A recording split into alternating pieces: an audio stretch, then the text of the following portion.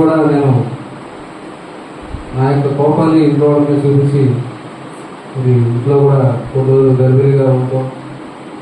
వీళ్ళు చూస్తే ఇంట్లో ఉన్న గర్భిణి పోవాలి, నాలో ఉన్న సాతాను యొక్క చోటు ఏదైనా ఉంటే సాతాను చోటుని నాలో నుండి దూరంగా తల్లివేసేలాగా మరి మా పన్నెండులన్నిటి పోయి పరిపూర్ణ బలంలో క్రీస్తులో మరి కుటుంబం అంతా కూడా ఎదిగేలాగా మరి ఏం చేస్తే బాగుంటుందని నేను ఆలోచించి మరి దేవుని కుమారులు అందరూ కలిపి వచ్చి మన ఇంట్లో మరి వాడు వాక్యంతోనూ వాళ్ళ యొక్క పరిచయంతోనూ వాళ్ళ యొక్క సహవాసంతో ప్రేమతో వాళ్ళందరూ మనతో ఉండి వాళ్ళ యొక్క ప్రేమను మనతో పంచుకుంటే మనలో ఉన్న సాధన ఇంకేదైనా బలహీనతలు ఏదైనా ఉంటే అది పరిపూర్ణంగా మన నుంచి పోతాన ఆలోచనతో ఇక గృహంలో కూడిక ఏర్పాటు చేయడం జరిగింది.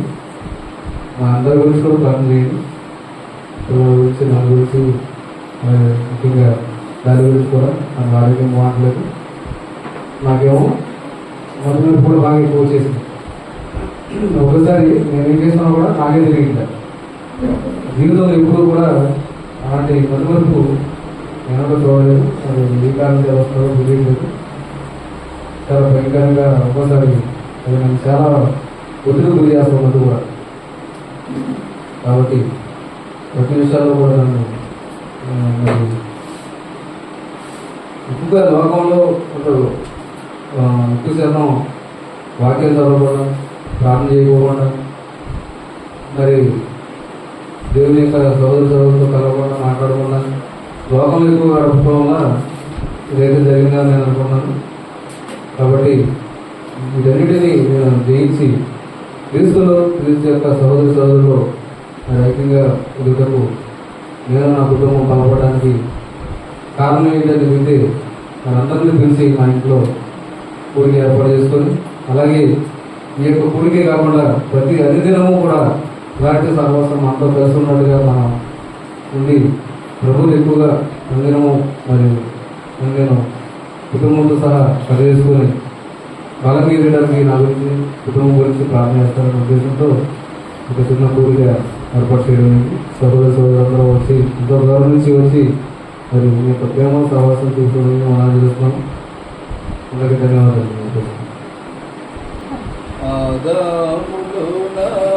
అభిషేకం నింపిన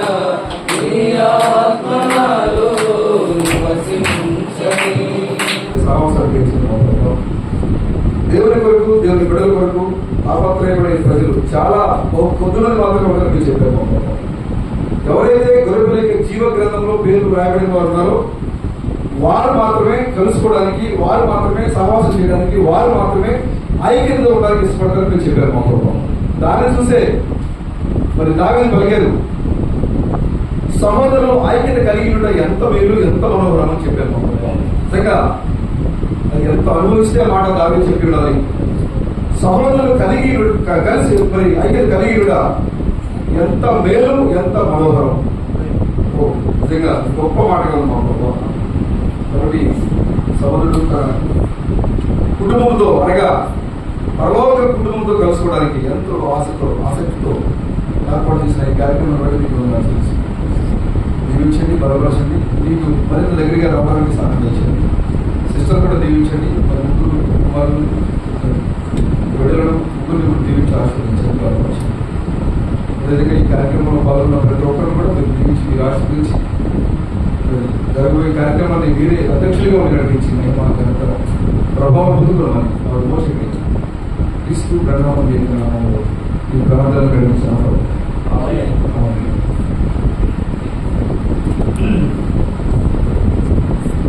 మన యొక్క దేహ సంబంధ విమోచకుడైన యేసు క్రీస్తు యొక్క రెండవ పేరు ప్రభు అయిన క్రీస్తు ప్రణామ నామంలో ఈ రాత్రికాల సమయంలో మీకు అందరికీ తెలియజేస్తున్నాను.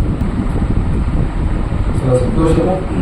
రాత్రికాల సమయంలో పరిశుద్ధులతో కలిసి పరిశుద్ధ దేవుణ్ణి నామాన్ని ధరించుకుని పరిశుద్ధ దేవుణ్ణి ఆరాధించుకునేది చాలా సంతోషమైన విషయం. ఈ కార్యక్రమానికి వచ్చిన సహోదరులందరికీ కూడా మరొకసారి వందనాలు. నా ప్రభువైన క్రీస్తు ప్రణామం అందరూ కూడా బహుగా దీవించారు. హల్లెలూయా. మంచిది. మా సహోదరుడు సహోదరుడు మన 2 వారాల క్రితమే ఈ యొక్క గుడికి జరగాల్సింది. అయితే నేను దూరంగా ఉండడం కొన్ని కారణాల వల్ల గుడికి జరిపించుకోలేకపోయాము. ఈరోజు మరి ప్రభు యొక్క చిత్తాన్ని బట్టి మరి ఈ విధంగా మనం తెలుసుకోవడం సంతోషము. గుడిని ఏర్పాటు చేసినట్టు యొక్క కుటుంబాన్ని మరి దేవుడు బోరుగా దీవించాలని, ఆత్మ సంబంధంగా విశ్వాసంలో మరింతగా వారు ఎదగాలని, ప్రభువు వారిని మరింత దగ్గరగా, దేవునికి మరింత దగ్గరగా ప్రభు వారిని నడిపించాలని నేను కోరుకుంటున్నాను. దేవునికి మరింత దగ్గరగా రావడం అంటే సంఘానికి దగ్గర రావడం. హల్లెలూయా. దేవునికి దగ్గరగా రావడం అర్థం ఏంటి? సంఘంలో రావడమే, సంఘంతో సహవాసం చేయడమే దేవునికి దగ్గరగా రావడం. నాకు సతీశ్వరం నాకు వద్దు కానీ నాకు దేవుడు కావాలి, రమేశ్వర్ నాకు వద్దు కానీ దేవుడు కావాలి, ఆ సిస్టర్ అంటే నేను మాట్లాడడం దేవుడు నాకు కావాలి. నువ్వు ఎప్పటికీ దేవుడు పట్టుకోలేవు, ఎప్పటికీ పట్టుకోలేవు. దేవుడికి నువ్వు సమీపంగా రావడం అంటే అర్థం ఏంటంటే సహోదరులకు ఐక్యత కలిగి ఉండడం వల్ల మాత్రమే దేవుడితో నువ్వు సహవాసం చేయగలవు. ఆమె కాబట్టి సహోదరులు సాంప్రదాయ కుటుంబం దేవునికి మరింత సన్నిహితంగా, మరింత దగ్గరగా సమయాన్ని కేటాయించి దేవుడితో సంఘంతో మరి వారు సమయాన్ని కేటాయించే విధంగా దేవుడు వారిని నడిపించిన కాక. హల్లెలూయా. చూడండి, మనకు అనేక శోధనలు, శ్రమలు చుట్టుముడుతూ ఉంటాయి. ప్రతి సంఘంలోనూ ప్రతి బోధకులు చెప్పే మాటలే. శ్రమలు వస్తాయి కాబట్టి సహించండి, శోధన వస్తుంది కాబట్టి సహించండి అని మనం వింటూనే ఉంటాం. కానీ దేవుడు బైబిల్లో కొన్ని గుర్తులు ఇచ్చాడు మనకి. నయోమి ఒక మంచి భక్తిపరురాలు, ఎలీమెలెకు భార్య, మంచి భక్తిపరురాలు. నయోమి బెత్లెహేములో ఆశీర్వాదం ఉన్నంతసేపు, బెత్లెహేములో శ్రమ లేనంతసేపు, బెత్లెహేములో శోధ లేనంతసేపు నయోమి బాగానే ఉంది దాంట్లో. కానీ ఎప్పుడైతే శోధన దేశానికి, తన ఒక్కరికే కాదు దేశానికి మొత్తానికి వచ్చింది. కానీ మిగతా వాడు స్పందించడానికంటే ముందుగానే స్పందించింది. అప్పుడు ఈ శ్రమ నేను తట్టుకోలేను, ఈ శోధన నేను తట్టుకోలేను, ఈ కష్టం, ఈ కరువుని నేను తట్టుకోలేను అని తన దేశాన్ని, తన కుటుంబాన్ని, తన బంధువులు అందరూ విడిచిపెట్టి దూరంగా వెళ్ళిపోయింది, మోయాబు దేశానికి వెళ్ళిపోయింది. దేవుడు చెప్పారు, మీరు ఈ దేశంలో, అబ్రహాముతో చెప్పాడు, మీరు ఈ దేశంలో ఉంటేనే మీకు ఆశీర్వాదం. దేవుడు వాగ్దానం ఒక దేశం అది. కానీ వాడు తట్టుకోలేకపోయారు, ఆ శోధన శ్రమని వాడు తట్టుకోలేకపోయారు. ఆశీర్వాదం మాత్రమే కావాలి. శోధనలు, ఇబ్బందులు వస్తే దేవుడు అవసరంలా, సంఘం అవసరంలా, సహవాసం అవసరంలా. ఎప్పుడైతే నయోమికి శ్రమ అనిపించిందో, అయ్యో ఇంత శ్రమలో, ఇంత కరువులో, ఇంత ఇబ్బందులు మేము ఉండలేము, ఉండాల్సిన అవసరం ఏంటి? అసలు మనకు దగ్గరలో మోయాబు దేశం ఉంది, అక్కడికి వెళ్ళిపోదాం, అక్కడ మనకు కావలసినట్టుగా ఆహారం దొరుకుతుంది, సహవాసం దొరుకుతుంది అని దేవుడు వాగ్దానం చేసిన వాగ్దానము విడిచిపెట్టి లోక సంబంధమైనటువంటి దేశంలోకి వెళ్ళింది. బైబిల్ మనకు చెప్తున్న గొప్ప పాట ఇది. మన కుటుంబంలోనికి శ్రమలు వస్తాయి, శోధనలు వస్తాయి, ఇబ్బందులు వస్తాయి, సమస్యలు వస్తాయి. ఎందుకు వస్తాయంటే దేవుడు మనల్ని పరిపూర్ణంగా మార్చడానికే. దేవుడు ఎవరిని శోధించడు. బైబిల్ చెప్తుంది, దేవుడు ఎప్పుడు ఎవరిని కూడా శోధించడం. మనం చాలా మంది ఇంట్లో ఉంటారు, ఓ దేవుడు నాకు ఎందుకు ఈ శ్రమ నాకు అందించాడు, అయ్యో దేవుడు మాకెందుకు ఈ కుటుంబానికి ఈ శ్రమ మాకు అందించాడు అని చాలా మంది వాళ్ళ యొక్క ఇబ్బందుల్లో ఆ దేవుడి మీద ఆ యొక్క నింద వేస్తూ ఉంటారు. కానీ బైబిల్ చెబుతోంది, దేవుడు ఎప్పుడు ఎవరిని కూడా శోధించడు. కానీ నీలో ఉన్న విశ్వాసం ఈ లోకానికి వ్యక్తం అవడానికి, వ్యక్తపరచుకోవడానికి నీకు ఒక అవకాశంగా సాతాను వచ్చి శోధిస్తూ ఉంటే అనుమతిస్తాడు దేవుడు. కానీ దేవుడు అయితే శోధించడు, కానీ దేవుడు అనుమతిస్తాడు. నీ క్రియల వల్ల సాతాను దగ్గరికి వస్తుంది, నీ అవిధేయత వల్ల, నీ అవిశ్వాసం వల్ల సాతాను దగ్గరికి వస్తుంది. వచ్చినప్పుడు దేవుడు ఆ సాతానికి నీ మీద అధికారం ఇస్తాడు. అప్పుడు అదేం చేస్తాడంటే నీ కుటుంబంలోనో, నీలోనో, నీ మీద, నీ ఆరోగ్యం మీద, ఏదో ఒక మీద దాడి చేసేటప్పుడు ఆ సమయంలో మనం దేవునికి దగ్గరగా ఉంటామా, లేదా దేవుని దూషించి మరి ఆ నయోమి శ్రమ వచ్చినప్పుడు మరి కుటుంబాన్ని, బంధువుల్ని అందరూ విడిచిపెట్టేసి తన బిడ్డలు తీసుకుని ఏ విధంగా అయితే వేరే దేశానికి వెళ్ళిపోయిందో అలా దేవుడిని విడిచిపెట్టేసి, సంఘాన్ని విడిచిపెట్టేసి, ప్రాంతాన్ని విడిచిపెట్టేసి మనం వెళ్ళిపోతామా పరీక్షించడం కోసం. మనలో ఉన్న విశ్వాసం ఏంటి మనం చెప్తాడు, అబ్బా నాలాంటి మంచివాడు లేడు, నాలాంటి విశ్వాసం లేడు, నాలాంటి నీతిమంతుడు లేడు అని మనం అనుకుంటాం. వ్యక్తిగతంగా ఎవరికి వాళ్ళకి అదే అనిపిస్తుంది. స్త్రీలకైనా పురుషులకైనా నాలాంటి మంచివాడే లేడు, నాలాంటి నీతిమంతుడే లేడు అనిపిస్తుంది. ఎప్పుడు తెలుస్తుందంటే నువ్వు ఎంత నీతిమంతుడివి, నువ్వు ఎంత దేవునికి దగ్గరగా ఉండేవాడివి, ఎంత విశ్వాసం నీకు ఎప్పుడు తెలుస్తుందంటే ఏదో ఒక సమస్య నీ దగ్గరికి వచ్చినప్పుడు అప్పుడు నీలో ఉన్న నీతి ఏంటో తెలుస్తుంది. అందుకోసమే నీవు ఎంత నీతిమంతుడవో నీకు తెలియడం కోసమే దేవుడు నీకు శోధన అనుమతిస్తున్నాడు. సాధారణంగా దేవుడు శోధించట్లే. అప్పుడు తెలుస్తుంది నువ్వు ఎంత నీతిమంతుడివి, ఎంత విశ్వాసివి, ఎంత దేవుడి కోసం ఎంతగా నువ్వు నిలబడతావు అనే విషయం ఎప్పుడు అర్థమైందంటే నీకు ఒక సమస్య నేను చుట్టుముడినప్పుడు, ఒక శోధన నీ కుటుంబాన్ని చుట్టుముడినప్పుడు అప్పుడు నీకు అర్థమైంది, అయ్యో ఇదేంటి ఇప్పుడు దాకా నిలబడగలనుకున్నా, నేను దేవుడితో ఉంటాననుకున్నా, కానీ ఈ శోధన వచ్చేసరికి నాకేమనిపిస్తుంది, దేవుడు ఏంటి, సంఘం ఏంటి, ఇదేంటి, నాకు ఈ బాధలు ఏంటి, మాకే వచ్చినాయి ఈ సమస్యలు అని మనకు హృదయం కలవరపడిపోతాం. అది నీ యొక్క విశ్వాసాన్ని నీకు అర్థం అవడం కోసమే దేవుడు నీకు శోధన అందిస్తూ ఉంటాడు. కాబట్టి నయోమి వలె పారిపోదు. నయోమి పారిపోయింది, వాగ్దానం విడిచిపెట్టి మోయాబు దేశానికి వెళ్ళింది.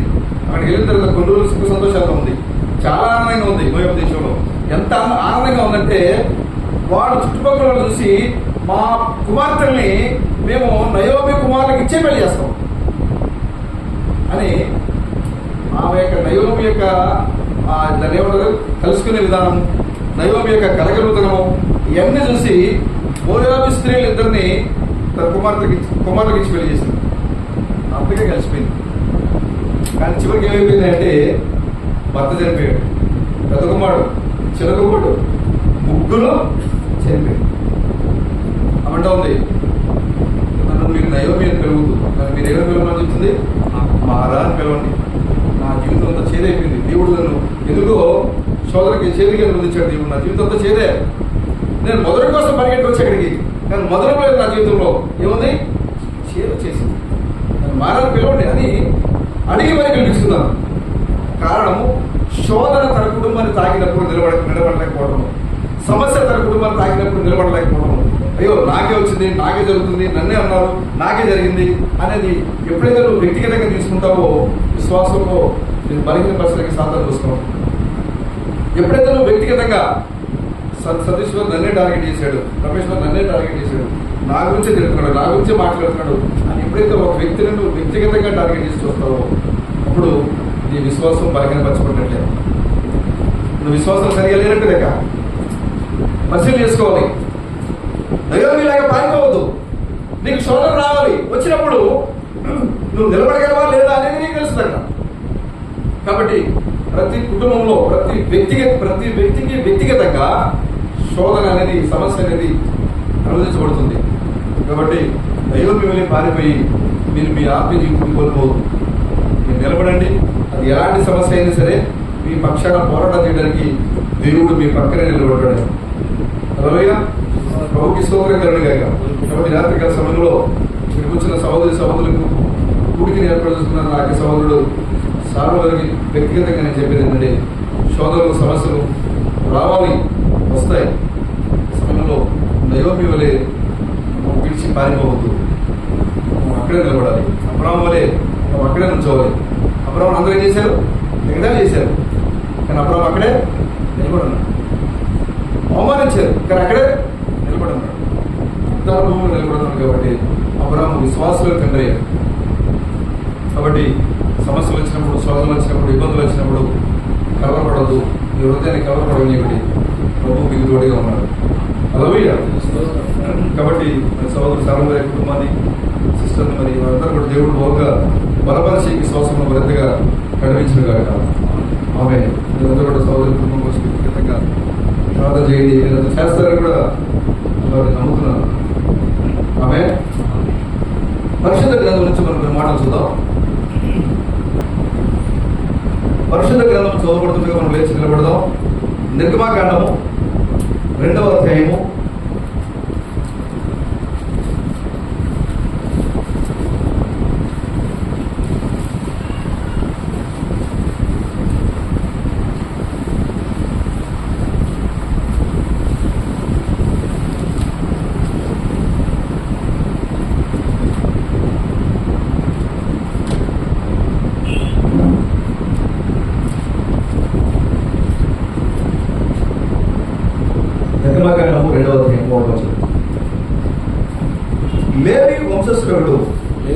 వెళ్ళి లేవి కుమార్తెను వివాహం చేసుకుని ఆ స్త్రీ గర్భవతి కుమారుడికి వాడు సుందరుడైన మూడు నెలలు వారిని దాచి తరువాత ఆమె వారి దాచలేక వారి కొరకు జమ పెట్టి దానికి చికటమును కీలును అందులో ఆ పిల్లవారిని పెట్టి ఏటి ఒడ్డున జమ్ములో దాన్ని ఉంచగా వారికి ఏమి సంభవించు తెలుసుకున్నకు వారి యొక్క గౌరవంగా నిలిచి ఉండేది. మరో కుమార్తె స్నానం చేయడం ఏటికి వచ్చింది. ఆమె పరిగెత్తిన ఏటి ఒడ్డున నడుచుండగా ఆమె నాచులు ఆ పెట్టెను చూసి ఆ పరిగెత్తిన పంపి దాన్ని తెప్పించి రచి ఆ పిల్లవారిని చూసినప్పుడు ఆ పిల్లవాడు ఏడ్చుండగా వారు చూచి వారి ఎందు కనికరించి వీడు ఎబ్రీల పిల్లలు అప్పుడు వారి యొక్క మరో కుమార్తె నీ కొరకు ఈ పిల్లవాన్ని పెంచుటకు నేను వెళ్ళి ఎబ్రీ స్త్రీలలో దానిని పెంచుకుని వస్తున్నా అని అందుకు మరో కుమార్తె వెళ్ళమని చెప్పగా ఆ చిన్నది వెళ్ళి ఆ బిడ్డ తల్లిని పెంచుకుని వచ్చింది. ఆమె ఓ మా మంచి ప్రభువా, అబ్రహాము దేవుడా, ఇస్సాకు దేవుడా, యాకోబు దేవుడా, యోసేపు దేవుడా, సియోను దేవుడా, నీకు వందనాలు చెల్లిస్తున్నాం. ఈ సమయంలో మా యొక్క ప్రశస్తమైన సహోదరుడు సాధారణ గృహంలో చేరి ఇప్పటివరకు నైనా కొన్ని కీర్తనలు మీ యొక్క నామంలో పాడి ఉన్నాం. దానిని చెప్పినట్లుగా సంతోషంతో కీర్తనలు పాట ప్రభుని స్తుతించే ఆరాధించే నేను దావి చెప్పినట్టుగా కీర్తన ద్వారా మీ యొక్క నామాన్ని స్తుతించి ఆరాధించాము. మా ప్రభావం ఎవరి సామర్థ్యం కలదు వారు కీర్తనలు పాడి ఉన్నారు. పెద్దవారు అందరూ కూడా బలపరచండి, దీవించండి, ఆశీర్వదించండి. ఈ సమయంలో పరిశుద్ధ లేఖనాల నుంచి మీకు కొన్ని నేర్చుకోవడానికి మీరు సిద్ధపడుతుండగా ప్రభావ మీరే మాట్లాడండి. మా యొక్క సొంత ఉద్దేశాలను ఇప్పుడే మీరు ఆపండి. ఇక్కడే మీరు ప్రభావాన్ని తొలగించండి. సంఘానికి ఏది కావాలో ఏది మాట్లాడాలో మీరే రంగం మీద చెప్తారా. ఆ రోజున ఆ సముద్రం మీద మీరు చెప్తున్నారు సాక్ష్యం అనే సముద్రం మీద సాక్ష్యం అనే సందేశంలో యేసును రంగం మీద పిలిచారనే సందేశాల్లో మీరు చెప్తున్నారు. ఆ రోజున రాకాశీలు లేచి కొడుతున్నప్పుడు శిష్యులు తమ ప్రయత్నాలు చేశారు, పడవను తేలిక చేశారు. వారు ఆ యొక్క దూరలు చెట్లు తీసుకుని శాంతపరచడానికి వాళ్ళు శాయశక్తిలో ప్రయత్నించారు. కానీ ఆ రాకాశీలు పడవను తిప్పేయాలని, పడవను బోల్తా కొట్టించాలని, ఆ నావను సముద్రంలో కలిపేయాలని రాకాశీలు లేచి కొడుతున్నప్పుడు ఓ ప్రభు మీరు చెప్తున్నారు శిష్యులు వారి యొక్క ఆశను కోల్పోయారు. వారు ఏమి చేయలేమని వారి చేతులు తీశారు. వారికి ఏమి అర్థం కాలేదు. ఎందుకు? వారు నిరంతరము సముద్రంలో తిరిగే ప్రజలే. వారు తెల్లారులేస్తే చేపల వేట కోసం సముద్రంలో పడవలతో నావలతో తిరిగే ప్రజలే. కానీ ఆ రోజు లేస్తున్న రాకాశాలను చూసి వాళ్ళ హృదయాలు భయపడిపోయినాయి, గుండెలు జారిపోయినాయి మీరు చెప్పారు. ఇక ఆశ లేదు, ఈ రాకాసి అలల మధ్యలో మనం చనిపోతామేమో అనే చింత వాళ్ళ హృదయాలు కదిలించింది. అప్పుడు వెళ్ళి వాళ్ళు అడుగుతున్నారు, ప్రభువా నీకు చింత లేదా? ఏం జరుగుతుందో నీకు తెలియట్లేదా అని పిలిచినప్పుడు ఆ నావలో పడుకుని అలసిపోయి వర్తమానాలు చెప్పి గుడికల మీద గుడికలు, ప్రసంగాల మీద ప్రసంగాలు, శ్వసన గుడికలు, బలిపీఠం పిలుపులు పిలిచి అలసిపోయిన యేసుక్రీస్తు రూపంలో ఉన్న మీరు ఆ నావలో పడుకుని శిష్యులు లేపినప్పుడు లేచి మీరు చూసినప్పుడు ఆ యొక్క వాడను, ఆ చిన్న దోణెను లేపి కొడుతున్న రాకాసి అలలు, అది రాకాసి అలలు కాదు కానీ రాకాసి అలల వెనక ఎవరున్నారో మీరు చూడగలిగారు మా ప్రభావం. కాబట్టి మీరు చెప్పారు సముద్రమా నిమ్మడించమని చెప్పారు మా ప్రభావం. వెంటనే రాకాసి అలలతో మనం లేచిపడుతున్న సముద్రము ఒక్కసారికి శాంతింపజేశారని బైబిల్ మేము చదువుకున్నాం. ఒక దేవుడా మీకు వందనాలు చెల్లిస్తున్నాం. ఈ రాత్రికాల సమయంలో మేము కూడా అది చేయాలి, ఇది చేయాలి, ఎలా బోధించాలి, ఎలా పాడాలి మా సొంత ఉద్దేశాలతో సొంత ప్రయత్నాలు మేము చేస్తూ ఉంటాం. కానీ అది ఎందుకు పనికిరాదు. కానీ ఆ నావలో మీరు పడుతున్నట్లుగానే ఈ అత్యున్నతమైన సంఘంలో మీరు మాతో ఉన్నారు. మేము పిలుస్తున్నాము ప్రభా,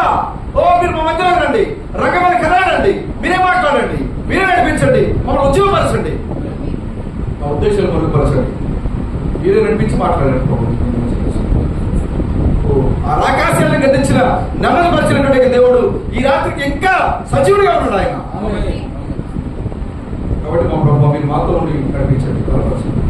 ఇప్పుడు ఏర్పాటు చేసుకున్నటువంటి కుటుంబాన్ని దీవించండి. దూర ప్రాంతం చేసిన మా యొక్క సహోదరి సహోదరులందరూ బలపరచండి. మీరు నడిపించండి. మా ప్రభావం విమోచకండి. క్రీస్తు ప్రణామం మీ నామంలో ప్రార్థన నడిపిస్తున్నాము. ఆమేన్.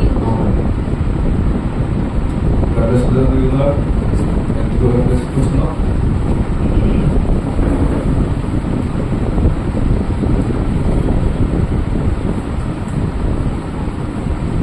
చాలా ప్రయాసతో ప్రయాణాలు చేసి మరి క్లాస్ కూర్చున్న సహోదరులందరూ కూడా చూస్తూ ఉంటే చాలా సంతోషంగా ఉంది. ఆమె ఇది సాధారణ కుటుంబమే కాదు, 700 మంది యెహోవా కుటుంబం. యెహోవా అనగా అర్థం ఏంటి? తన కుటుంబం కలిగిన వాడు అని అర్థం. హల్లెలూయా. మనం అందరం ఏమో ఇప్పుడు యెహోవాలో ఉన్నాము. ఆమె మనం ఏం కలిగి ఉన్నాము? కుటుంబాన్ని కలిగి ఉన్నాము. ఏ కుటుంబాన్ని? దేవుళ్ళ కుటుంబాన్ని, క్రీస్తుల కుటుంబాన్ని, పరిశుద్ధుల కుటుంబాన్ని మనం కలిగి ఉన్నాం. హల్లెలూయా. కాబట్టి దేవుని యొక్క మరి ఆత్మ కలిగి యాత్రికల సమయం కూర్చున్నట్టే కాదు 700 మంది యెహోవాలకి. హల్లెలూయా. ఇక్కడ ఎవరు? 700 మంది యెహోవాలకి. ఇక్కడ 20-30 మంది ఉన్నాం మీరు అనుకున్నారేమో, కానీ మన మాట గాల్లో కలుస్తోంది. ఈ గాల్లో ఉన్న మాట అనేక మందికి అతి త్వరలో కనబడబోతుంది. అనేక మంది మన స్వరాన్ని కనబోతున్నారు. ఆ 700 మందికి స్వరం చేరబోతుంది. వాళ్ళు సిద్ధపడబోతున్నారు అక్కడ. హల్లెలూయా. కాబట్టి 700 మంది పెళ్లి కుమార్తెలు ఇక్కడ రంగం మీద ఉన్నారు. ఆమె కాబట్టి రాత్రి గారి సమయంలో కూర్చున్న సహోదర సహోదరులు కూడా మరొకసారి ప్రభు అయిన క్రీస్తు నామంలో శుభాభి వందనాలు తెలియజేస్తాను. హల్లెలూయా. చదవబడిన లేఖన భాగం నుండి కుటుంబమును కట్టుట చిన్న అంశంగా మనం మాట్లాడుతున్నాం. కుటుంబమును కట్టుట, కుటుంబాన్ని ఎలా కట్టాలి, ఎలా నిర్మించాలి. మనం అనుకుంటాం అది చాలా నిర్మాణకుని, మంచి కాంట్రాక్టర్ లేదా మంచి నైపుణ్యం కలిగిన వాడిని మనం అనుకుంటాం. నిజమే బ్రదర్, మీరు మీ యొక్క భూ సంబంధమైన వృత్తిలో మీరు చాలా నైపుణ్యం కలిగి ఉండొచ్చు, మీరు చాలా తెలివి కలిగి ఉండొచ్చు, మీ యొక్క భూ సంబంధమైన పనిలో చాలా మీ బిడ్డలకి ఆస్తులు ఇవ్వచ్చు, మీ బిడ్డలకి డబ్బులు ఇవ్వచ్చు, మీ బిడ్డలకి ఈ లోక సంబంధంగా ఏ తల్లిదండ్రులు ఇవ్వలేని దాన్ని కూడా మీరు ఇచ్చి ఉండొచ్చు. కానీ మీరు ఈ లోకంలో మీ కుటుంబానికి ఇవ్వాల్సింది, మీ బిడ్డలకి ఇవ్వాల్సింది, నీ భర్తకి ఇవ్వాల్సింది, నీ భార్యకి ఇవ్వాల్సింది ఒకటి ఉంది. దాన్ని ఎరిగి మనం ఈ లోకంలో జీవించాలి. అలాగే కుటుంబాన్ని కట్టుకోవడం అంటే డబ్బు సంపాదించడము, భూములు సంపాదించడము, పేరు సంపాదించడము, లేకపోతే గొప్పగా ఉండాలని ఆశించడమో కాదు. బైబిల్లో కుటుంబాన్ని కట్టుకున్న వారిని మనం పరిశీలన చేసినప్పుడు మనం ఇంకా ప్రభు యొక్క సన్నిధిలో మన కుటుంబాన్ని నిర్మించుకోవాల్సి ఉంటుంది అనేది మనకు అర్థమవుతుంది. అలాగే ఇప్పుడు మనం చదువుకున్న ఒక లేఖన భాగాన్ని, ఇక్కడ ఒక మంచి కుటుంబం ఉంది. ఇక్కడ ఏ కుటుంబం ఇది? అబ్రాహాము యొక్క కుటుంబం. ఏ కుటుంబము? లేవీడిన. ఈ లేవీడి వెళ్ళి మరొక లేవీ కుమార్తెను పెళ్లి చేసుకున్నాడు. హల్లెలూయా. లేవీడి వెళ్ళి ఎవరు పెళ్లి చేసుకున్నాడు? మరొక లేవీ కుమార్తెను పెళ్లి చేసుకున్నాడు. అమ్రాము యొక్క భార్య పేరు యెకెబేదు. యెకెబేదు అమ్రాముకి ఏమవుతుందంటే మేనత్త అవుతుంది. మేనత్తం చేసుకున్నాడు. వరుసగా ఏమవుతుంది? మేనత్తం చేసుకున్నాడు. ఈయన లేవీడు, ఆమె లేవీడు, లేవీరాలు. యాకోబుని చూడండి. యాకోబు మన చాలాసార్లు, చాలా రూపాల్లో, చాలా కోణాల్లో, చాలా విధంగా యాకోబు మనల్ని ఆ చరిత్ర మనం చాలా ఇన్స్పైర్ చేసింది, మన విశ్వాసాన్ని బలపరిచింది. అవునా? ఎక్కడ అతిశయోక్తి లేదు, ఎక్కడ మనం కాదని చెప్పడానికి లేదు. యాకోబు యొక్క జీవితాన్ని మనం చదివినప్పుడు మనం చాలా ఉద్యోగంగా ఉంటాం. అయ్యో మనం కూడా ఉండాలి అనిపిస్తుంది. కానీ యాకోబు చూడండి, యాకోబు తన అన్నయ్య ఏశావును మోసగించిన తర్వాత ఇస్సాకు ద్వారా ప్రేరేపించబడి, ఇదిగో నువ్వు ఇక్కడ వాళ్ళలో ఎవరైనా పెళ్లి చేసుకోవద్దు, నువ్వు దూరంగా ఉన్న మన బంధువుల దగ్గరికి వెళ్ళిపోవాలని పంపించాడు. పంపిస్తే తూర్పు దేశానికి వెళ్ళిపోయాడు ఆయన. తూర్పు దేశానికి వెళ్ళి బావి దగ్గర ఒక స్త్రీని చూశాడు. ఆ పేరేంటి? రాహేలు. యాకోబు బావి దగ్గర రాహేలు చూశాడు. రాహేలు చూడడానికి ఎలా ఉంది? సౌందర్యవంతురాలు. చూడండి, యాకోబు ఎప్పుడైతే రాహేలు చూశాడో, యాకోబు రాహేలు పెళ్లి చేసుకోవాలనుకున్నాడు, ప్రేమించాడు, ఇష్టపడ్డాడు. కానీ రాహేలు చూడండి, యాకోబు ప్రేమించాడు భౌతికంగా. యాకోబు ఏం చూశాడు? భౌతికంగా చూశాడు యాకోబు. రాహేలు చూడడానికి బాగుంది, నాకు కలిసింది, నాతో మాట్లాడింది, నాతో మాట కలిపింది, కాబట్టి నేను రాహేలు పెళ్లి చేసుకోవాలి అని తన బంధువులైనట్టుగా లాభంతో మాట్లాడింది. ఆయన చేస్తారండి. యాకోబు అంటే చూడండి, దేవుని యొక్క చిత్తం ఏంటో యాకోబు తెలుసుకోలేదు. భౌతిక సంబంధమైన రూపాన్ని చూసి రాహేలు పెళ్లి చేసుకున్నాడు. రాహేలు పెళ్లి చేసుకోవడం వల్ల రాహేలు మంచిదే, భర్తగా లోపడుతూ ఉంది, కానీ లోకాన్ని విడిచిపెట్టలేదు. ఇది చాలా భయంకరం. యాకోబు యొక్క ఎన్నిక చూడండి, హోషేయ ఎన్నిక చూడండి. మనం చెప్పుకోరు కదా, హోషేయ ఒక మంచి యవనస్తుడు, పెళ్లి చేసుకోవడానికి రెడీగా ఉన్న యవనస్తుడు, మన సహోదరులాగా, మన ప్రసాద్ బ్రదర్లు, హరీష్ బ్రదర్, మన సిద్ధంగా ఉన్నట్టు యవనస్తుడు పెళ్లి చేసుకోవాలి రెడీగా ఉన్నాడు. ఆయన రెడీగా ఉన్న యవనస్తులు కొన్ని ఆలోచనలు ఉన్నాయి. నా భార్య అంటే ఇలా ఉండాలి, ఇలా చేయాలి, నా మాట వినాలి, నా భార్య ఇలా అందంగా ఉండాలి, నా భార్యతో ఇలా ఉండాలి అని తన ఆలోచనలు ఉన్నాయి. కానీ ఒకడు దేవుడికి సౌకర్యపడింది. హోషేయ, ప్రభువా నువ్వు వెళ్ళి ఏమని చేసుకోమన్నాడు? అందంగా ఉంది, మిస్ యూనివర్స్, మిస్ వరల్డ్, లేదా మిస్ బ్యూటీ కంట్రీ అని చెప్పాడు. ఆయన ఏం చెప్పాడు? ఒక వేశ్యను పెళ్లి చేసుకున్నాడు. నేను దేవుని భయభక్తులు కలిగి, దేవుని వాక్యాన్ని గౌరవించి, దేవుని వాక్యాన్ని వెంబడిస్తూ ఉంటే, దేవుని స్వరం విని దేవునితో ముఖాముఖిగా మాట్లాడే ఒక యవనస్తుడు. నేను యవన బిడ్డలకి ఎంత మాదిరిగా ఉన్నాడు చూడండి. అవసరం ఎంత నేర్చుకోవాలని చూడండి. లోకంలో కలిసిపోలేదు, లోకాశంలో కలిసిపోలేదు, యవనస్తుడిగా ఉన్నాడు. దేవుని యొక్క స్వరాన్ని వినే స్థితిలో ఉన్నాడు ఆ వయసులో. దేవుడు చెప్పాడు, హోషేయ నీ వెళ్ళి అలానే చూడ ఒక యవన వేశ్య స్త్రీ ఉంది, ఒక వేశ్య ఉంది, నువ్వు పెళ్లి చేస్తావు. ఏం మాట్లాడాడు? పబ్లిక్ ఇష్టానికి లోపడ్డాడు. వేశ్యని తెచ్చి ఇంట్లో పెట్టుకున్నాడు, పెళ్లి చేసుకున్నాడు. ఏం బ్రదర్, అందంగా ఉందా, సరిపడ ఎత్తు ఉందా, రంగు ఉందా, నా మాట వద్దా, ఇన్నదా, ఆస్తుందా, పెళ్లి చేసుకుంటే డబ్బులు వస్తాయా, ఏమైనా చూసాడా? చూడలేదు. ప్రభు చెప్పారు, ఇతను ఒక నీతిమంతుడు, దేవుని స్వరాన్ని వింటున్నాడంటే ఎంత నీతిగా ఉంటే, అవునా బ్రదర్? హృదయ శుద్ధి గల వారు ధన్యులు, వారు దేవుణ్ణి చూస్తారు. అంటే ఎంత హృదయాన్ని శుద్ధిగా ఉంచుకుంటే దేవుని యొక్క స్వరం వినగలుగుతాడు. అంత నీతిమంతుడిగా ఉన్న హోషేయని దేవుడు ఏం చెప్పారంటే, ఇంకో పురాణ చోట్ల వేషంలో పెట్టేసి ఏం మాట్లాడు. ఆ హోషేయ చరిత్ర నేను మన జీవితాలు చెప్పే చరిత్ర. ఆ నీతిమంతులు ఎవరో కాదు, మన క్రీస్తే ఉన్నారు. ప్రభు యొక్క స్వరాన్ని విని మన క్రీస్తే ఉన్నారు. మనం ఎక్కడున్నాం? బ్రదర్? ఈ గోవేరు ఎక్కడుంది? నేను ఇక్కడ కూర్చున్నాను, ఈ యొక్క అత్యున్నతమైన సంఘంలో కూర్చున్నాను. ఈ గోవేరు ఎక్కడుంది? వేశ్యగృహంలో.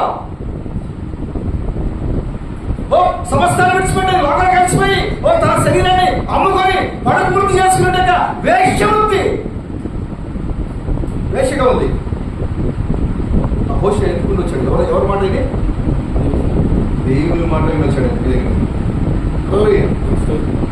డిఎంకి కాదు, డిఎంకి కాదు, అది గోమేరుని ఎన్నుకోవడము. హోషేయ ఎన్ని కాదు, లేదా గోమేరుని కాదు, అది ఎవరిని కాదు?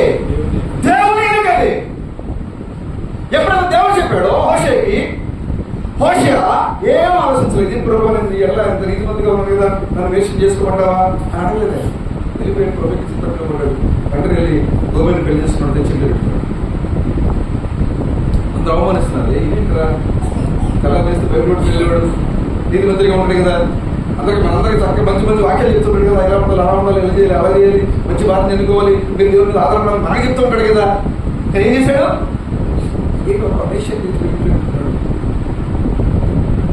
అని అవమానించాడు, హేళన చేశాడు. కానీ కోశేయంగా గోవేదని కాదు, దేవుని చూడండి. నీ కుటుంబాన్ని కట్టుకోవాలంటే నీ సొంత నిర్ణయాలను ఆధారపడకూడదు.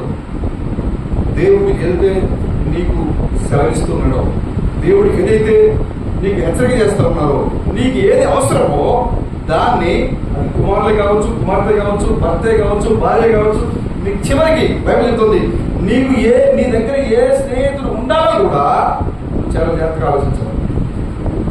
కట్టుకోవడం అంటే ఎవరితో స్నేహం చేయాలి, ఏనికి స్నేహం చేయాలి, ఎవరిని పెళ్లి చేసుకోవాలి, ఏనికి చేసుకోవాలి, నీకు వచ్చే బిడ్డలు ఎలా పెంచాలి, ఏనికి వాళ్ళ దైవక్తులు పెంచాలి, నడిపించాలి. విషయాలుగా దేవుని చిత్తాన్ని మనం ఉపయోగించాలి, మనం నేర్పించాలి. కానీ యాకోబు చూడండి, యాకోబు రాహేలు కంటే పెద్దమైంది. రాహేలు చూడడానికి జబ్బు కడత ఉంది కాబట్టి, లేయా జబ్బు కడత ఉంది కాబట్టి రాహేలు ఇష్టపడుతున్నాడు అది చేసుకోవడానికి. రాహేలు ప్రేమించాడు. కానీ దేవుని ఎన్నిక లేయా ద్వారా, యాకోబు ద్వారా ఒక సంతానం భూమికి రావాలి, ఆ సంతానం యోధ గోత్రమై ఉండాలి, ఆ యోధ గోత్రం ఈ లోకాన్ని పరిపాలించాలి. ఇది దేవుని ఎన్నిక. హల్లెలూయా, ప్రభుకి స్తోత్రం. యాకోబు భూ సంబంధమైన, దేహ సంబంధమైన చూసి రాహేలు పెళ్లి చేసుకున్నాడు. కానీ రాహేలు మాత్రం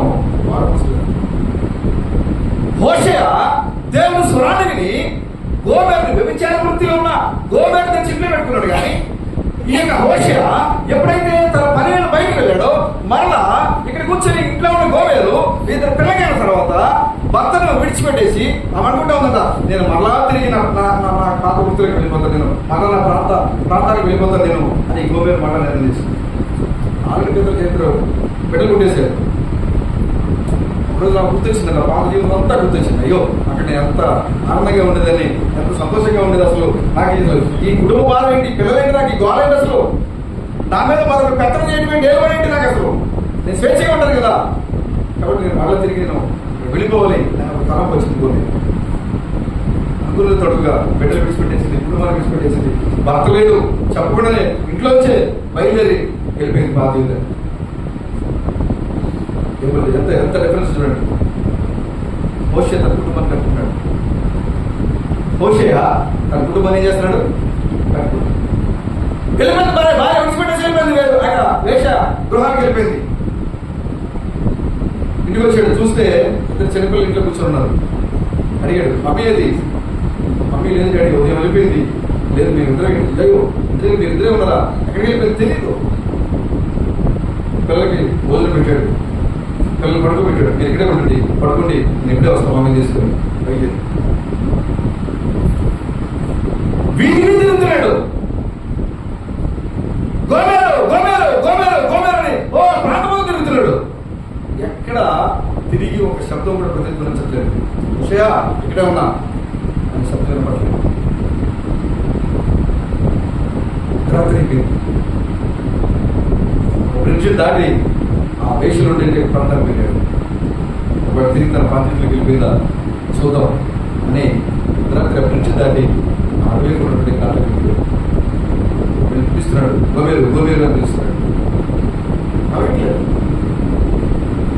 ఎందుకంటే ఆమెకు ఆ జీవితం బాగుంది, వాళ్ళ మనసు లేదు. ఆ జీవితం బాగుంది, ఆ జీవితం బాగుంది. భర్త నీతిమంతుడు, భర్త కుటుంబానికి ఎదగాలనుకుంటున్నాడు, భర్త ఆత్మానుసారంగా వాక్యానుసారంగా దేవుని చిత్త ప్రకారంగా తన కుటుంబాన్ని నిర్మించాలనుకుంటున్నాడు. అది దేవుని ఏర్పడాలి. దాని భార్య సహకరించదు. నువ్వు నాకు వద్దు, నీకు నాకు ఎలాగలే అన్నాడా కదా, అన్నాడా? ముందు వెళ్ళిపోయింది కదా. అసలు ఈ సహోదరుడు హోషేయ ఇక నీకు నాకు పడదు, ఇక నీకు నాకు విడాగలే అని అన్నాడా? ఇతను పిలవకముందు రాకముందు ఏం చేసింది? వదిలేసేనా? కానీ అర్ధరాత్రి వీధిని తిరుగుతూ గోమెరు గోమెరు గోమెరు గోమెరు అని నదిని దాటి బ్రిడ్జ్ దాటి అర్ధరాత్రి ఆ వేశ్య గృహాల్లోకి వెళ్ళి, ఆ లోకంలో తిరిగి ఆ మనుషుల మధ్యలోకి వెళ్ళి ఏడుస్తూ కేకలు పెడుతూ తిరుగుతున్నాడు. చివరికి ఒక చోట కనబడి నిలబడ్డాడు. ఆ శబ్దం తిరిగి రిప్లై ఇవ్వట్లేదు, మాట్లాడలేదు. చివరికి కనబడ్డాడు. చూసాడు, ఏం తెచ్చావు నా కోసం, ఇదే బాగుంది. హోషేయ సంగతి చేసేస్తాడు. హోషేయ గోమేరికి ఇది జరిగిన అర్ధరాత్రి ఒక జీవకుడికి జరిగింది. మరో ఎఫెసు నుంచి దాకా వచ్చాడే ఇక్కడ మన నీకోసం నా కోసమైనా మనం లోకల్ కలిసిపోయాం. మళ్ళా మేము అత్యుత్తమైన సంఘమే, మేము అత్తబడిపోతాం, నాకు అక్కడ తెలిసిపోయింది, మరణం తెలిసిపోయింది అని నీ ఉండి మళ్ళా తిరిగి నీ యొక్క హృదయాన్ని లోకాన్ని అప్పగించుకుంటావు. నువ్వు జాగ్రత్త నువ్వు మళ్ళీ. కానీ ఆయన నీ కోసం నువ్వు ఎక్కడున్నావు ఎదుర్కొంటూ పిలుచుకుంటూ పేరు పెట్టి నీ దగ్గరికి వచ్చాడు. అర్ధరాత్రి సమయంలో నీ కోసమైనా మాట్లాడాడు. అర్ధరాత్రి సమయంలో నీ కోసము వర్తమానం చెప్పాడు. అర్ధరాత్రి సమయంలో యేసుక్రీస్తు మధ్యాహ్న సమయంలో వచ్చాడు ఈ లోకానికి. చరిత్రకి మధ్యాహ్న సమయం అది. అందుకోసమే చరిత్ర రెండు బాగా అయిపోయింది. క్రీస్తు పూర్వము, క్రీస్తు శకము. ఆయన మిడిలో వచ్చే చరిత్రకి. కానీ అర్ధరాత్రి సమయంలో ఇదిగో పెళ్లి కుమారుడు కొనగండి ఒక శబ్దము రావాలని మత్తయి సువార్త 25వ చెప్తా ఉంది.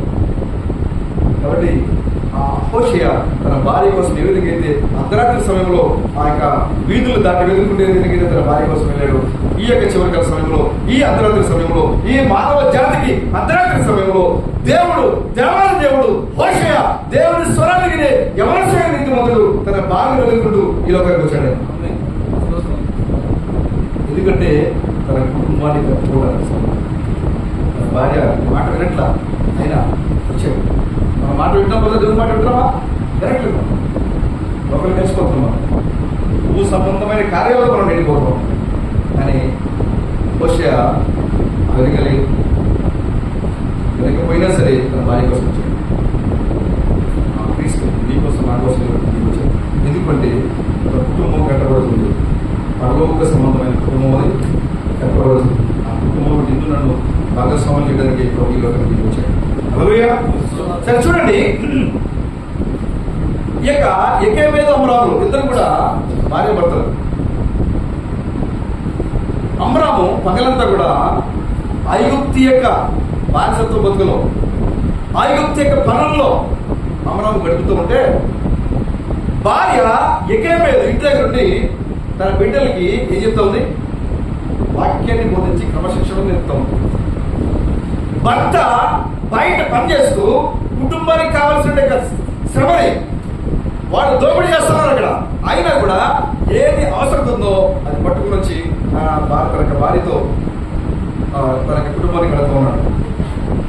ఎప్పుడైతే అమరావతి ఇంటికి వస్తున్నాడో ఎకేబేదు ఎదురుగా వచ్చింది. ఎన్ని పనులు ఉన్నా సరే ఏం చేసిందట? ఎదురుగా వచ్చి నా ప్రియమైన వాడ లోపలికి వచ్చి తీసుకొని వచ్చి తాగడానికి నీళ్ళు ఇచ్చి కూర్చోబెట్టి మర్యాదలు చేసి, ఎందుకంటే భర్త ఏం చేశాడు? అలసిపోయి ఇచ్చాడు. భర్తను ప్రేమించే ప్రతి భార్య భర్త బయట ఎంత అలసటలో ఉన్నాడో, ఎన్ని టెన్షన్లో ఉన్నాడో దాన్ని అర్థం చేసుకోగలుగుతుంది. ఈ అమరాం కూడా బయట ఆ యొక్క ఐగుప్తు దేశం యొక్క సైన్యం యొక్క ఆ శ్రమని, ఆ ఇబ్బందుల్ని, ఆ యొక్క దెబ్బల్ని, ఒళ్ళంతా కూడా ఆ సైనిక కొట్టే దెబ్బలతో రక్తంగా ఉంది, ఉప్పుమే ఉంది. తన భర్త ఇంటి రావడంతోనే ఎకేబేదు ఏం చేస్తున్న లోపలికి తీసుకుని కూర్చోబెట్టి ముందు ఆ తగిలిన దెబ్బలకి వెనకోసం రాసి మాట్లాడుతుంది. మనకి ఈ కష్టాలు తీరవా, ఈ బాధలు తీరవా, ఇక ఆ శోధల నుంచి మనం బయటపడలేమా అని చెప్తా ఉంటే అమరామంటున్నాడు, ఖచ్చితంగా దేవుడు మనల్ని వినిపిస్తాడు. ప్రభుకి స్తోత్రం కలిగింది. అమరామ మాట చెప్పినప్పుడు దేవుడు మనల్ని ఖచ్చితంగా వినిపిస్తాడు. మనం ఈ దేశాన్ని విడిచిపెట్టి మనం వెళ్ళిపోతాము, మనం స్వతంత్ర ప్రజలుగా మనం ఉంటామని ఆ యొక్క అమరావతి తన భార్యతో చెప్పినప్పుడు అమరావతి యొక్క స్థితి ఎలా ఉన్నాయంటే బానిసగా ఉన్నాడు. ఉంది ఐగుప్తు సైన్యం కొట్టిన దెబ్బలు రక్తం కడుతూ ఉన్నాయి. మోకాళ్ళు ప్రార్థన చేసి మోకాళ్ళు అరిగిపోయినాయి. మోషే గురించి బోధన సందేశంలో కృష్ణుడు గారు మాట్లాడుతున్నారు. ఆయన తన యొక్క జాతి యొక్క విడుదల కొరకు అమ్రాము మేడ మీద ప్రార్థన చేసి కంటి మీద ఏమైపోయిందంట, పెదాల మీద, ఆ బుగ్గల మీద సాలు పడిపోయింది. అంతగా ప్రార్థన చేస్తున్నారు. వారి అడుగుతుంది, లేదు మన దేవుడు ఖచ్చితంగా మనల్ని ఉపయోగిస్తున్నాడు. అది భార్యలు విశ్వాసం తిరిగింది. మన దేవుడు మనకి పనిచేయగా ఇంకా మనకి ఈ దెబ్బలు ఇలా కొత్త దేవుడు అంటే అన్నాడు కదా లేదు గొప్పది మనం ఖచ్చితంగా కుటుంబ యజమానుడు తన కుటుంబానికి చెప్పవలసిన అందులో ఉన్న అవమానం శ్రమలో ఉన్న ఇబ్బందులు ఉన్నా ఎలాంటి ఇబ్బందులు ఉన్నా కుటుంబ యజమానుడు తన కుటుంబానికి చెప్పవలసిన మాట ఏంటంటే మన దేవుడు మన పక్షాన ఉంటాడు. మనకి కష్టం వచ్చిన ఇబ్బందులు, మనకి ఏ వచ్చిన ఇబ్బందులే ఎప్పుడైతే అబ్రహాము మాట చెప్పాడో ఎకేబీ ఏం చేస్తుంది తెలుసా? ఇదే మాటని తన బిడ్డకి అప్లై చేస్తుంది.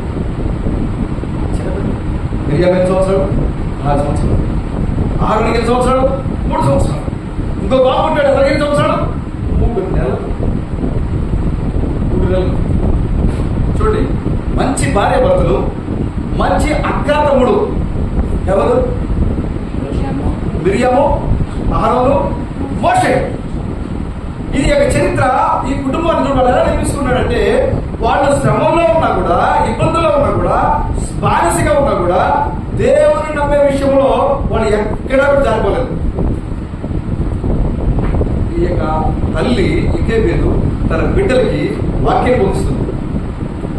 ఎలా ఉండాలి, ఎలా జీవించాలి, మన దేవుడు గొప్ప దేవుడు అని మాట్లాడుతాం. ఒక రోజున ఆ 3 నెలల బాలుని వాళ్ళు దాచలేకపోయారు. ఎందుకంటే ఈ బాలుడు ఎక్కడున్నాడు? ఎక్కడ దాచారు వాళ్ళు? గోడకి ఒక హోల్ చేసి, మన గోడ ఈ గోడ కదా, అది పెద్ద పెద్ద గోడ.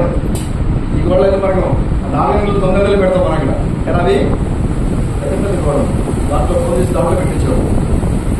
దాంట్లో పెట్టించిన తర్వాత దేవుడు ఏం చేశాడు సార్? మోషేకి దాంట్లో గాలి ఆడుకుంటా ఉద్రిక్రియాలు సృష్టించి వాతావరణం సృష్టించడం వల్ల మోషే ఏం చేస్తాడు? ఏడుస్తున్నాడు. ఎవరు చేశారు దాన్ని? దేవుడే. ఎందుకంటే ఎకేబీ అమరాములు ఆ గోడలో పెట్టి ప్రస్తుతానికి మోషన్ కన్నది. వాళ్ళు ఎక్కడున్నారు? మోషే తన సైన్యాన్ని, తన జాతిని, తన ప్రజల్ని ఆ దేశం నుండి విడిపించి తీసుకెళ్ళాలి. వీళ్ళు ఎక్కడ పెట్టారు? దాంట్లో పెడితే చూసాడు. నేను ఉద్యోగం చేస్తా, నేను బాగా ఐఏఎస్ అయిపోతా, ఐపీఎస్ అయిపోతా, లేకపోతే నేను వ్యాపారం చేస్తా, నేను బాగా బిల్ గేట్స్ లాగా, లేకపోతే రిలయన్స్ అంబానీ లాగా, లేకపోతే ఎలాంటి మస్తు లాగా నేను కూడా వ్యాపారస్తులు అయిపోతా. ఎందుకు దేవుడు నీ ఎడ ఎందుకేమైంది చూడాలి? ఆమె ప్రభు స్తోత్రం కలగ నీ ఎడ ప్రభు యొక్క ఎందుకేమైందో దాన్ని నువ్వు చూడాలి. మోషేని దేవుడు కదిలించి ఆ గుహలో వాడు దాయలేమని వాడు నిర్ణయం తీసుకుని వాడు ఆ కుమారుని, ఆ 3 నెలల బాబుని నదిలో వదిలేయాలి. జమ్మి పెట్టి దాంట్లో ఆ ముసలు తిరిగే నైవ నదిలో వదిలేయాలి. ఇది ప్లాన్. దేవుడు చెప్పాడు, మీరు దాంట్లో వదిలేయండి అని చెప్పాడు. ఇప్పుడు వాడు ఏం చేస్తున్నారు? అమరావు వెళ్ళి జమ్మి తీసుకొచ్చి జమ్మి పెట్టి తయారు చేస్తున్నాడు. చిన్న మిరియం అడుగుతున్నాడు. 9 సంవత్సరాలు, సుమారు 6 సంవత్సరాలు చిన్న మిరియం అడుగుతుంది తండ్రి, ఏం చేస్తున్నాం? తమ్ముడు నీటిలో ఉడకబెడతాడు. మరి దేవుడు నీటిలో ఉడకబెడితే మరి ఎలా తమ్ముడి అసలు తినేస్తాయి కదా? లేదు, ఈ గోవా ఇది, గోవా ఇదే మన తమ్ముడికి ఏమీ కాదు. ఎందుకంటే దేవుడు అలాగే భార్యను బలపరిచాడు, కుమార్తెను కూడా చిన్నపిల్లలు చూడడానికి అలా చూడదు. చాలా తెలుసుకుంటారు పిల్లలు కూడా. మనం చెప్పే విషయాన్ని ఏం చేస్తారు? చాలా అర్థం చేస్తారు, చాలా కేర్ చేస్తారు. మనం అనుకుంటాం మనం వాళ్ళ పిల్లల ముందే మనం ఏది పెడితే దెబ్బలాడకూడదు, ఏది పెడితే మనం మాట్లాడుకోవడం వల్ల చాలా విషయాల్లో వాళ్ళు మనం అర్థం చేసి మనం చూసి నేర్చుకుంటాం. ఒక రోజు మేమిద్దరు కూడా తెలిసిన విషయం మేము గట్టిగా అరుచుకుంటాం. మేమిద్దరం అరుచుకుంటామంటే లిప్సీ వచ్చి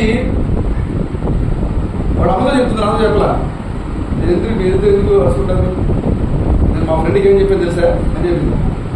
ఏం చెప్పేవారంటే మా ఫ్రెండ్ వాళ్ళ అమ్మ నాన్న వాళ్ళతో విడిగా ఉంటారంట, వాళ్ళతో భార్య భర్త విడిగా ఉంటారంట. వాళ్ళు ఒకవేళ పొరపాటు కలిస్తే మాత్రం కుట్టుకోవడం తనుకోవడం. వాళ్ళు ఎప్పుడు విడిగా ఉంటారు, వాళ్ళు కలుసుకుంటే మాత్రం దెబ్బలాట్లు. అప్పుడు వాళ్ళకి ఏం చెప్పిందంట, అసలు మా మమ్మీ డాడీ ఎప్పుడు వస్తారు దెబ్బలాడుకుంటూ, ఎప్పుడు వాళ్ళు దూరంగా ఉండరు. కానీ మీరేంటి మీ మమ్మీ డాడీ ఇలా ఎందుకున్నారమ్మా అని వాళ్ళు డిస్కస్ చేశారు. నేను అలా మా ఫ్రెండ్కి చెప్పాను, నేను మా మమ్మీ డాడీ అసలు దెబ్బలాడుకోరని చెప్పాను, కానీ మీరు ఇద్దరు దెబ్బలాడుకుంటారు అంటే అర్థమేంటి? మనం ఏం చేస్తున్నాం అనేది వాళ్ళు ఖచ్చితంగా మనల్ని ఫాలో చేస్తుంటాం. మన మన యొక్క జీవితమే వాళ్ళ పుస్తకం. పిల్లలకి మన జీవితం వాళ్ళకి ఒక పుస్తకం చూసి నేర్చుకుంటూ ఉంటారు. ఈ అబ్రాము తండ్రి చెప్పిన మాట హృదయంలో బిర్యానీ తండ్రి యొక్క మాట హృదయంలో నాటుకుపోయింది. ఇదే చెప్పాడు కదా, ఈ అబ్రాము అంటే ఎప్పుడైతే ఆ బాలుని జబ్బుపెట్లు పెట్టి ఆ నైల్ నదులు వదిలేసిందో ఈ బిర్యాము అమరావతితో ఎక్కడ తెలుస్తుంది, డాడీ మమ్మీ నేను ఈ యొక్క జబ్బు పెట్టిన తప్పుడు ఫాలో అవుతుంది, యెహోవా ఎక్కడికైతే రంగం మీద వస్తాడో అంతలాగా వెళ్ళి వస్తున్నాను. ఈ జబ్బు పెట్టి నైల్ నదులు ప్రయాణం చేస్తూ ఉంది. ఈ జబ్బు పెట్టే ప్రవాహానికి ఎటు తిరుగుతుందో కూడా తెలియట్లేదు, పడిపోతే అటు ఇటు ఊరిపోతుంది. కానీ ఆ ఒడ్డు మీద కూర్చున్నటువంటి ఒడ్డు మీద నడుస్తున్నటువంటి మిరియంలో ఎలాంటి చింత లేదంట, ఎలాంటి భయము లేదంట. ఎవరికి? మిరియాముకి. ఎన్ని సంవత్సరాలు? 6 సంవత్సరాల ఒక చిన్న బాలిక తన తండ్రి చెప్పిన మాటలు తన హృదయంలో నాటుకొని, ఓ మన దేవుడు గొప్ప దేవుడు, మనకి ఎలాంటి నష్టం కలిగించడు, ఎలాంటి ఇబ్బంది కలిగించదు, ఆ తండ్రి యొక్క మాటలు విని ఆ ప్రవాహంలో జమ్మ పెట్టే తలకిందులుగా పడిపోయే పరిస్థితులు కనపడుతున్నా కూడా ఆమె ఉంది, లేదు లేదు లేదు యెహోవా ఈరే అన్నది. హల్లెలూయా. మరి మనం సోదరులారా మన కుటుంబాన్ని మనం ఎలా నిర్మిస్తున్నాం, ఎలా కట్టుకుంటున్నాం? ఇంటికి రావడంతోనే భార్య భర్తకి ఎదురుగా వెళ్ళి అట్ల దగ్గర అలసిపోయినప్పుడు ఓదార్పు స్థితిలో ఉండి షేర్ చేసుకుంటున్నారా? పిల్లలు కూర్చొని మీరు వాక్యాన్ని పంచుకోకుండా, వాక్యాన్ని గంచాలకోకుండా, ఓ దేవుడు ఏం చేశాడు దాన్ని పంచుకోకుండా మీరు ఆ పిల్లలకి మీరు బాగా సంబంధమైన కార్యాలతో మీరు కాలాన్ని గడిపే విధంగా మీరు అవకాశం ఇస్తున్నారు. మనం ఎలాగా మన పిల్లల్ని మనం తీసుకోవాలి, ఎలా మన కుటుంబాన్ని మనం పట్టుకుంటాం. ఎప్పుడైతే ఈ యొక్క మిరియాము ఆ పెట్టెను ఫాలో అవుతుందో ఆమె యొక్క లక్ష్యం ఏంటి అంటే, నేను యెహోవాని చూడాలి. ఎందుకంటే మా నాన్న చెప్పాడు, యెహోవాయే అన్నాడు, ఆయన చూసుకున్నాడు. ఓ మా తమ్ముడికి ఆ జబ్బపెట్ట ఎంత తలకిందులైనా, ఎన్ని ముసలు వచ్చినా, ఎన్ని చోట్ల సుడులు తిరిగినా ఆ జబ్బపెట్టకి ఏమీ కాదు. కారణము యెహోవా ఇదే. హల్లెలూయా. ఏదైనా యెహోవా ఇదే. అబ్రాహాము నీకు ఎలా పిల్లలు పుడతారు? నీ వయసు ఎంత? ఓ నాకు 90 వచ్చేసింది. మరి నీ భార్య వయసు ఎంత? ఓ 90 వచ్చేసింది. మరి ఎలా పుడతారు? నీకు మాత్రం తెలీదా?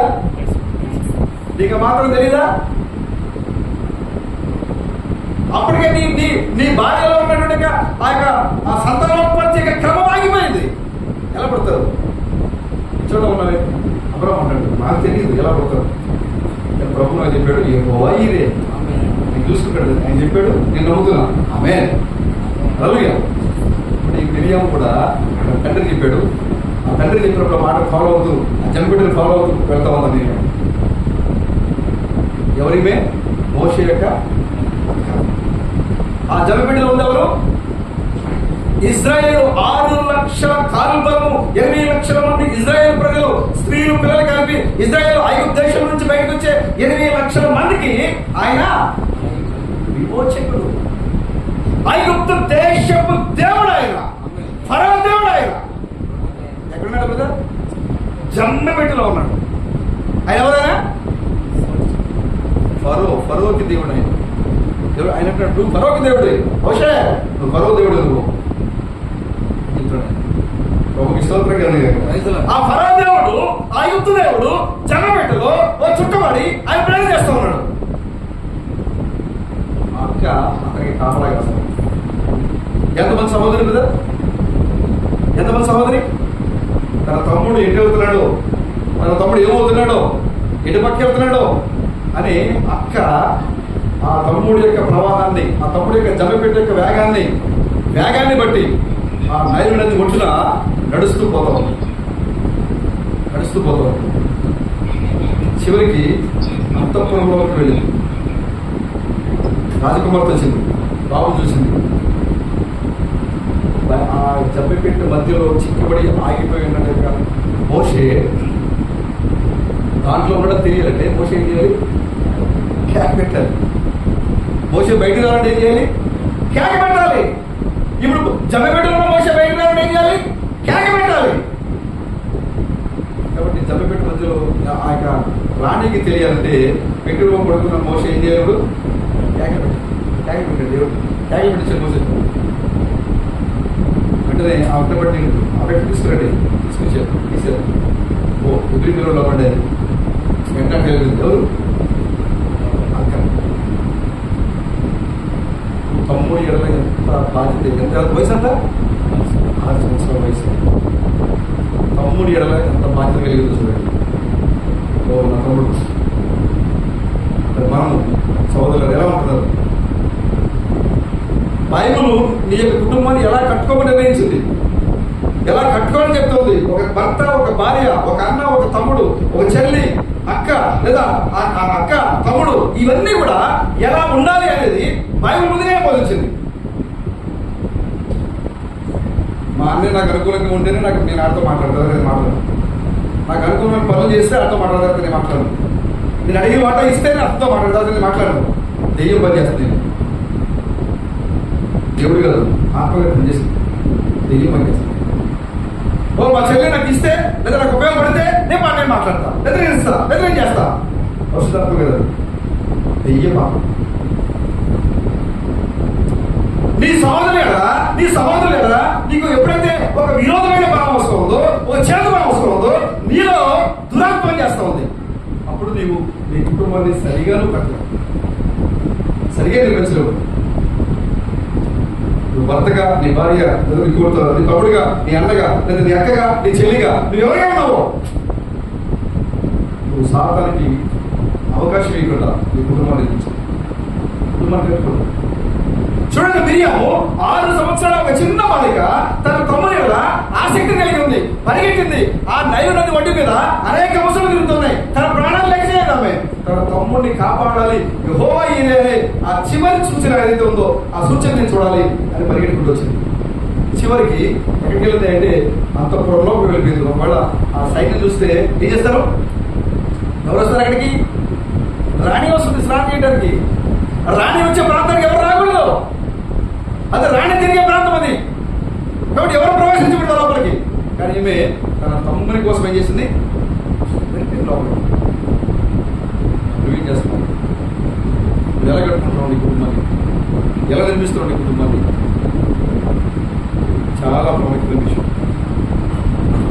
వీడి ముందు లెక్క రహస్యం నాకు తెలిసిపోయింది, కొత్త పేరు నాకు తెలిసిపోయింది, వాక్యం నాకు తెలిసిపోయింది, మర్మాలు తెలిసిపోయింది, ఈ లోకంలో మేము క్రీస్తులమైపోయాం అని చెప్పేదానికన్నా నీ కుటుంబాన్ని కట్టుకోవడం అనేది చాలా ప్రాముఖ్యమైన విషయం.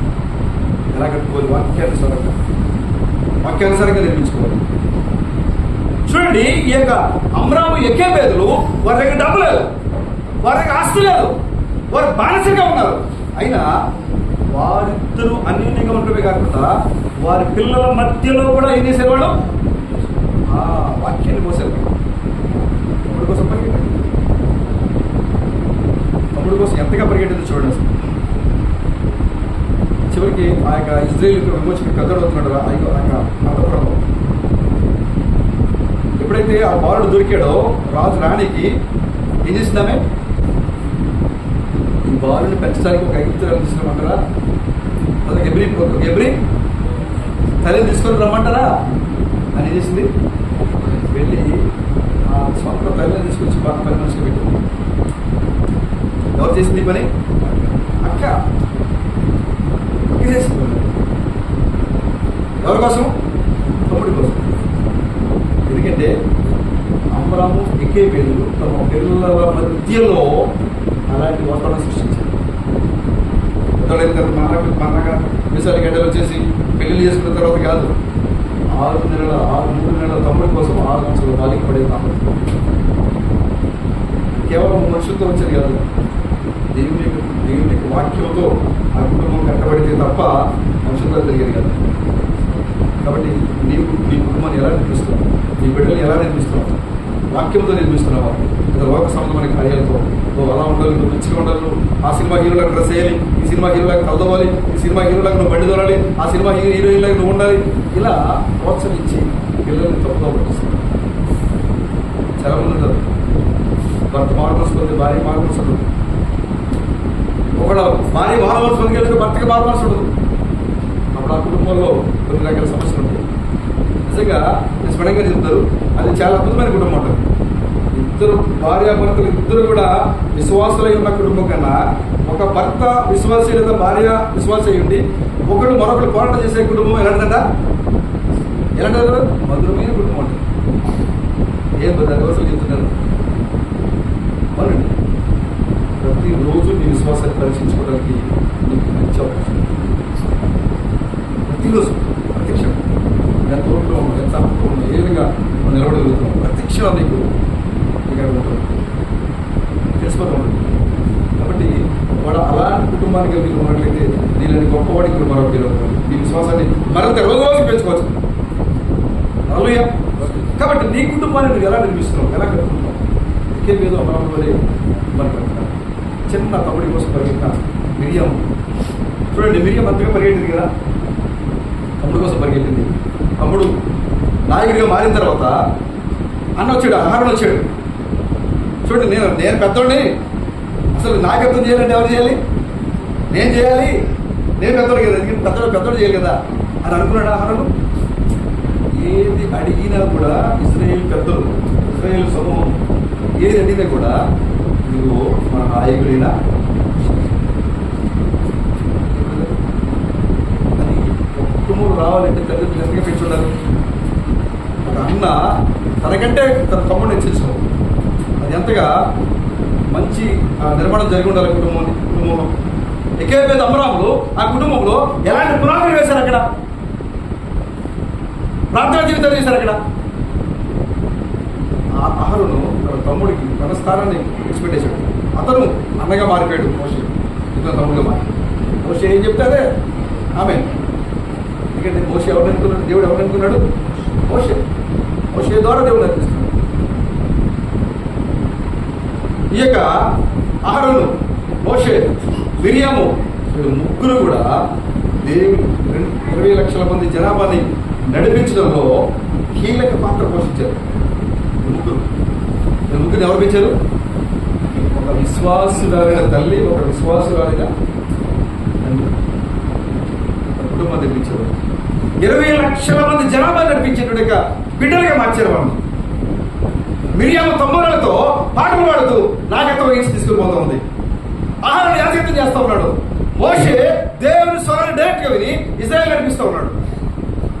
తల్లిదండ్రులు ఎంతగా ప్రార్థన చేస్తే ఆ కుటుంబం అంతా కట్టబడింది కదా సోదరి. బట్ మన కుటుంబాన్ని ఎలా నిర్మించబడుతుంది? నువ్వేం చేస్తావు? నీ కుటుంబం ప్రార్థన చేస్తావు బాబా, లేకపోతే లోక సంబంధంగా డబ్బు సంపాదించాలి ఈ చేయాలి, ఇలాగా నువ్వు ఆలోచించి నీ కుటుంబాన్ని నిర్మిస్తావు. వాళ్ళ నిర్మించవచ్చు. ఈ బిడ్డలకి నువ్వు ఒక 100 ఎకరాల భూమి ఇవ్వచ్చు, నీ బిడ్డలకు నువ్వు ఒక కొన్ని కోట్ల రూపాయల ఆస్తిని ఇవ్వచ్చు. కానీ నిత్య జీవాన్ని ఇవ్వకపోతే మీకు దేనికి పరిగె. కాబట్టి ఇంకేమీ సంబరం ఉంటున్నారు కుటుంబానికి కట్టుకున్నారు. ఎలా కట్టుకుంటారు? వాక్యానుసారంగా కట్టుకున్నారు. ఎలా ఎందుకు కట్టుకున్నారు? ఇశ్రాయేలు యొక్క విమోచకుడు వారి కుటుంబంలో పుట్టేది. 20 లక్షల మంది యొక్క విమోచకుడు మోషే వారి గర్భంలో వారి కుటుంబంలో పుట్టాడు. నడిపించాడు. మనం అంటాడు దేవుడు విడిపిస్తాడు. ఆ విడిపించే దేవుడే ఆ ఇంట్లో వచ్చాడు. మరొకరు మనం ఎలా నేర్పిస్తున్నాం? ఇది చాలా ప్రాముఖ్యమైన సమయంలో ఉన్నాం, ఎక్కబడే సమయంలో మనం ఉన్నాం. మన కుటుంబంలో మనం ఎలా నిర్మించుకుంటాం? ఆ యొక్క గోమేరు వలె నాకు అంతా తెలిసిపోయింది, మళ్ళా తిరిగి నువ్వు మళ్ళా వేషవక్తులకు వెళ్ళిపోతున్నావు, లోకలకు వెళ్ళిపోతున్నావు. చూడండి, ప్రభు నేను విడిపించడానికి అర్ధరాత్రి సమయంలో మరి అయినా నిజమైన అవశ్యంగా నువ్వు వెతుక్కుంటూ ఈ లోకానికి వచ్చాను. మరి నీ కుటుంబాన్ని నువ్వు ఎలా నిర్మిస్తున్నావు? నీ యొక్క జీవితాన్ని నువ్వు ఎలా కొనసాగిస్తున్నావు? ఎవరి మధ్యలో నీ జీవితం ఉంది? ఆ వేషాలు తిరిగేట్టుగా కుటుంబాల మధ్యలో నీవు ఉన్నావా, లేదా నీతిమంతుడైనట్టుగా హోషే కుటుంబంలో నీవు ఉన్నావా? ఎక్కడ ఉన్నావు? ఎవరి దగ్గర జీవిస్తున్నావు? ఇది చాలా ప్రాముఖ్యమైన సమయం. మన కుటుంబాన్ని వాక్యానుసారంగా, మన బిడ్డల్ని, మన సహోదరుల్ని వాక్యానుసారంగా. మిరియాము మోషే అంటే, మిరియాము ఆహారం అంటే కేవలం కుటుంబమే కాదు, వాళ్ళందరూ సొంత కుటుంబమే కాదు, ఇక్కడ సంఘంలో ఉన్న మన సహోదరులందరూ కూడా అలాగే సొంత అన్న, సొంత అక్క, సొంత అని కాదు మనం మాట్లాడేది. సంఘంలో ఉన్న ప్రతి ఒక్కరు కూడా అలాగే ఉండాలి. అలాగే నిర్మించారు. సంఘాన్ని కూడా అలాగే నిర్మించారు. వాక్యంలో నిర్మించారు. మిరియాము చివరికి చూడండి, ఉద్యోగ కొడుకులు పడింది, అన్నీ చేసింది, ఎంత చేసింది. కానీ ఒక రోజు రోజున సిపోర విషయంలో తొందరపడి సడిగింది మోషే. వెంటనే ఏమొచ్చింది? శోధన వచ్చింది. ఏ శోధనది? సరి చేసుకోలేనంత భయంకరమైన కృష్ణ వచ్చింది. మోషే అవమానించింది, తగిన శాస్త్ర జరిగింది. అందుకని నా మీద సడిగింది, నన్నే తిడతావా, నీకు తగిన శాస్త్ర జరిగింది అన్నాడు మోషే. అన్నాడు మిరియాము కంటే ఎక్కువ ఇచ్చాడు మోషే. ఆహారంలో మిరియాముకు దేవుని యొక్క శాపం వచ్చినప్పుడు దాన్ని చూసి మిరియాము కంటే ఎక్కువగా వీళ్ళు బాధపడ్డారు. ఆహారం అంటాడు, ప్రభువా మోషేతో వచ్చాడు, ఓ వీళ్ళు దేవుని అడుగు, మన సహోదరికి భయంకరమైన శాపం వచ్చింది. మోషే వెంటనే నన్ను ఇచ్చింది, నా మీద సరిగింది, నన్ను దూషించింది, తగిన శాస్త్ర జరిగింది. మనం అనుకుంటాం కదా, నన్ను తిట్టాడరా అంటే కింద పడ్డాడు, జరిగిపోయింది అనుకుంటాం కదా. మోషే ఛాన్స్ తీసుకుంటాడు. ఎందుకంటే మోషే వాక్యానుసారమైన తల్లిదండ్రుల చేత వాక్యముతో నిర్మించబడ్డ కుటుంబంలో ఉన్నాడు. ఎప్పుడైతే తన అక్క శోధన వచ్చిందో, సమస్య వచ్చిందో, ఇబ్బందుల్లో పడిందో అవకాశం తీసుకోలేదు. వెళ్ళిపోయాడు, అందరూ క్యాకలు పెట్టి ఏం చేయడు. అయ్యో నా సహోదరికి తెలుసు. మోషేతో మాట్లాడుతుంది, అయ్యా ఈ ప్రభుని అడుగు. మోషే ప్రభుడు, అయ్యా ఈ ఒకసారికి నా సహోదరికి చూపించాడు. మోషే ప్రార్థన బట్టి, మోషే అడిగిన దాన్ని బట్టి దేవుడు విజయం స్వస్థనించాడు. కానీ ఏడో తర్వాత ఆమె చనిపోయింది. కాబట్టి చూడండి, కొన్ని విషయాల్లో అంత జాగ్రత్తగా సహోదరు కోసం, తమ్ముడి కోసం పోరాటం చేసి, తమ్ముడి మీద ఆరాటపడి, తమ్ముడి కోసం అంతపురంలోకి వెళ్ళి, ప్రాణమైన పర్లేదులని అంతపురంలోకి వెళ్ళి, నైవేద్య మీద ఆ పాములున్నా, ముసలున్నా, విసర్పణ జరుగుతున్నా భయపడకుండా తమ్ముడి యొక్క చివరి మజిలీ వరకు, చివరి కట్టు వరకు పరిగెత్తి, చివరికి తమ్ముడి సంఘటన, సహోదరుల సంఘం, సంఘం సహోదరుల సహోదరి దేవుడికి ఇష్టం లేని ఏంటంటే సడుగులు. పౌరులు అంటారు కదా, సడిగి అనేక మంది అరణ్యంలో రాలిపోయింది అని చెప్పండి. సడుగుడు అనేది దేవుడికి ఇష్టం లేదు కాదు. ఇప్పుడు సంఘం ఉన్న సహోదరులు కదా, ఆ సహోదరు చేశాడు, అది చేశాడు, అది నేను దూరంగా ఉంటాను, నేను మాట్లాడాను, నేను జరుగుతా, ఇవన్నీ కూడా మీరు సడుగుడు విడిచిపెట్టండి, దేవుడికి అప్పగించండి. నిజంగా మీరు విశ్వాసాలు అయితే, వాళ్ళు మీకు నిజంగా నష్టం జరిగే పని జరిగితే దాన్ని వెంటనే దేవుడికి అప్పగించాలి. మీ సహోదరుల ద్వారా నాకు ఈ నష్టం జరిగింది కాబట్టి ఓ ప్రభు నా సహోదరులను క్షమించండి. ఖచ్చితంగా ప్రభు మీ ఇద్దరి మధ్యలో ఒక మంచి సమాధానకరమైన కార్యం జరిగింది. సహోదరుల మీ కుటుంబాల్ని వాక్యంతో నిర్మించుకోండి. మీ కుటుంబాల్ని, మీ బిడ్డల్ని, మీ కుటుంబంలో ఉన్న ప్రతి సహోదరులు అందరూ కూడా మీరు వాక్యంతో పెట్టుకోండి. అందుకే మీరు అమలంలో వారి ప్రార్థన చేయండి. వారి బిడ్డలు ముగ్గురిని కూడా చూడండి, వాళ్ళకి ముగ్గురు బిడ్డలు కూడా 20 లక్షల మంది జనాభా నడిపించే విధంగా ఇంకే మీరు అమలంలో బిడ్డలు తయారు చేస్తారు. చూడండి, ఆ ప్రజలందరూ కూడా నడిపించే విధంగా వాడు ఏదైతే మన దేవుడు విమోచకుడు మనం విడిపిస్తాడని అమలం చెప్పాడు, ఆ కుటుంబం నుంచే తన కుమారుడే ఆ యొక్క ప్రజలందరూ విడిపించుకుని తీసుకున్నారు.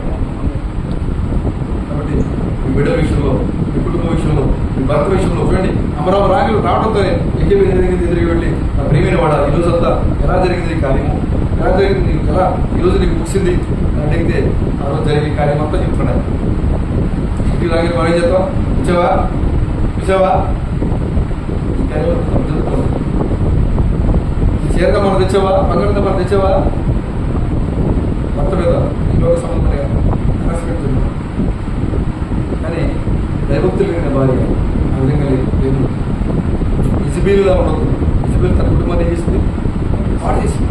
ఆ వస్తా బైబిల్లో రాయబడింది, ఒక భార్య భర్త ఇంటికి వస్తూ ఉంటే ఏం పట్టుకొస్తుంది, వెండి బంగారం కట్ల కాటలు పట్టుకొస్తుంది. కానీ ఇజబేలు పట్టుకొచ్చింది, విగ్రహాలు పట్టుకొచ్చింది, దేవత విగ్రహాలు పట్టుకొచ్చింది, వ్యభిచార విగ్రహాలు పట్టుకొచ్చింది. పట్టుకొచ్చి ఆమె నాశనం పడడం కాదు, తన భర్తను నాశనం చేసింది, పాపం పడేసింది. అంతేకాకుండా తన పిల్లలు కూడా పాపం పడేసింది. అలా ఇజబేలు లాంటి జీవితాలు మేము జీవించదు. అబ్రాహాము ఎక్కే మీద తెలియలేదు, కంట్రోల్ చేయలేకపోయాడు. అబ్రాహాము తన భార్యని కంట్రోల్ చేయలేకపోయాడు, పాపలకి పడిపోయింది. ఆ భార్యకు సరెండర్ అయిపోయాడు. భార్యకి సరెండర్ అయిపోతే మంచిదే, భార్య మాట వినొచ్చు. కానీ నీ ఆత్మీయ జీవితాన్ని పాడు చేసేట భార్య మాట, నీ ఆత్మీయ జీవితాన్ని పాడు చేసే భర్త మాట పొరపాటు కలిగింది.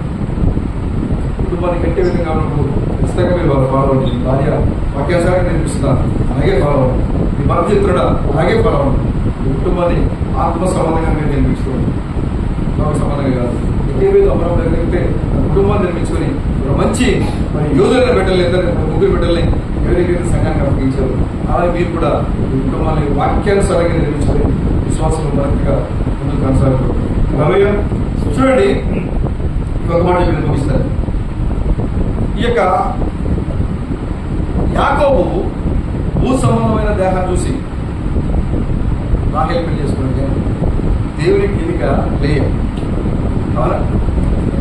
ఫస్ట్ భర్త ప్రేమ కోసం పోరాటం చేసింది, రెండోసారి భర్త ప్రేమ కోసం పోరాటం చేసింది, మూడోసారి భర్త ప్రేమ కోసం పోరాటం చేసింది, నాలుగోసారి మాత్రం దేవుని మీద ఆధారపడి. తర్వాత ఉత్తరదాత వృక్ష బలం ఉంది, మరొక ఇద్దరు కుమారులు కానీ మరొక కుమార్తె కానీ, మొత్తం ఎంతమంది కానీ 7 కానీ 7 కుమార్తె వాడికి 7 సంతానం, 7 సంతానం తన గర్భం నుంచి కలిపి 7.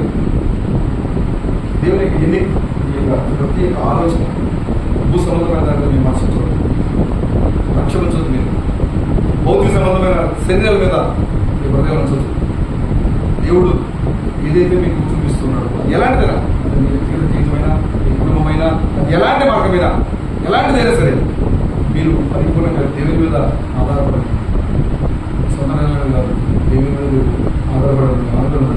ఈ సోదరు చెప్పాడు కాబట్టి నేను లేను, ఆ సోదరు చెప్పి వచ్చాను. ఈ ప్రభు వాక్యానుసారంగా ప్రవక్త ఎలాగైతే సంఘానికి హెచ్చరించాడో ఆ మాటల మీద మీరు నిలబడి లోక సంబంధమైన కార్యాలతో కాకుండా ఇంకేమీ దమ్మడం పోలే, ఆస్తి లేకపోయినా డబ్బు లేకపోయినా అక్కడ ఆ చుట్టూ మరి సహకారాలు సహవాసాలు లేకపోయినా కూడా ఏ విధంగా అయితే వాడు నిలబడమే కాకుండా తన కుటుంబాన్ని నిలబెట్టాడు, అంతేకాకుండా అక్కడ ఉన్న లక్షల మంది యొక్క విశ్వాసాన్ని అబ్రాహాము బలపరిచాడు. తెల్లారి వెళ్ళి మట్టి దొరుకుతూ ఉంటే అబ్రాహాము అడుగుతున్నాడు పడుతుంది, అబ్రాహాము ఏంటి నీ కళ్ళు లోపలిపోయినాయి, అబ్రాహాము రాత్రి భోజనం చేయలేదా, రాత్రి నిద్ర కూడా పడుకోలేదా నీవు అంటే అబ్రాహాము చెప్తున్నాడు, లేదు సౌకర్యం రాత్రి ప్రార్థన చేసి అలాగే నిద్రపోయి ఉపవాసంతో ప్రార్థన చేసి అలాగే పడుకుంటాడు. తర్వాత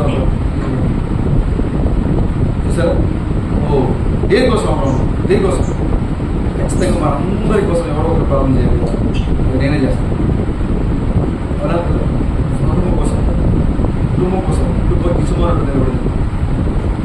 ఇక్కడ అబ్రాహాము తన కుటుంబం కోసమే కాదు, తన కుటుంబంగా పిలువబడే సంఘం కోసం జారిపోతున్నాడు, భయపడుతున్నాడు. మా మధువులు ఎత్తే వాళ్ళు ఆశ్రయాన్ని వదిలేసినట్టు కాదు, వారి మధువులకు వెళ్ళి ఆయన చెప్తున్నాడు, లేదు మన దేవుడు కనబడ్డాడు. తన ఖడ్గాన్ని తీసి ఓ వరదీసి ఆ ఖడ్గాన్ని చూపిస్తాడంటున్నాడు, ఇదిగో మీ యొక్క విమోచకుడి ఈ యొక్క ఉత్తర దగ్గర నుంచి రాబోతున్నాడు. మనం నిజమా నిజంగా చూశారు, ఉత్తర దగ్గర నుంచి విమోచకుడు రాబోతుంది. కాబట్టి మోషేని అక్కడే పుట్టించి అక్కడే పెంచి అక్కడే చేసి అన్ని సకల విద్యలు నేర్పించి అలా నేర్చుకున్న సకల విద్యలు తీసివేయడానికి 40 సంవత్సరాల విద్య అరణ్యంలో పెట్టి ఉత్తర దిక్కు పంపించి మరలా వారి యొక్క విమోచకుడు ఎక్కడ తీసుకొచ్చాడు దేవుడు, ఉత్తర దిక్కు నుంచి విద్యాలను చూసి విశ్వతం కలిగారు.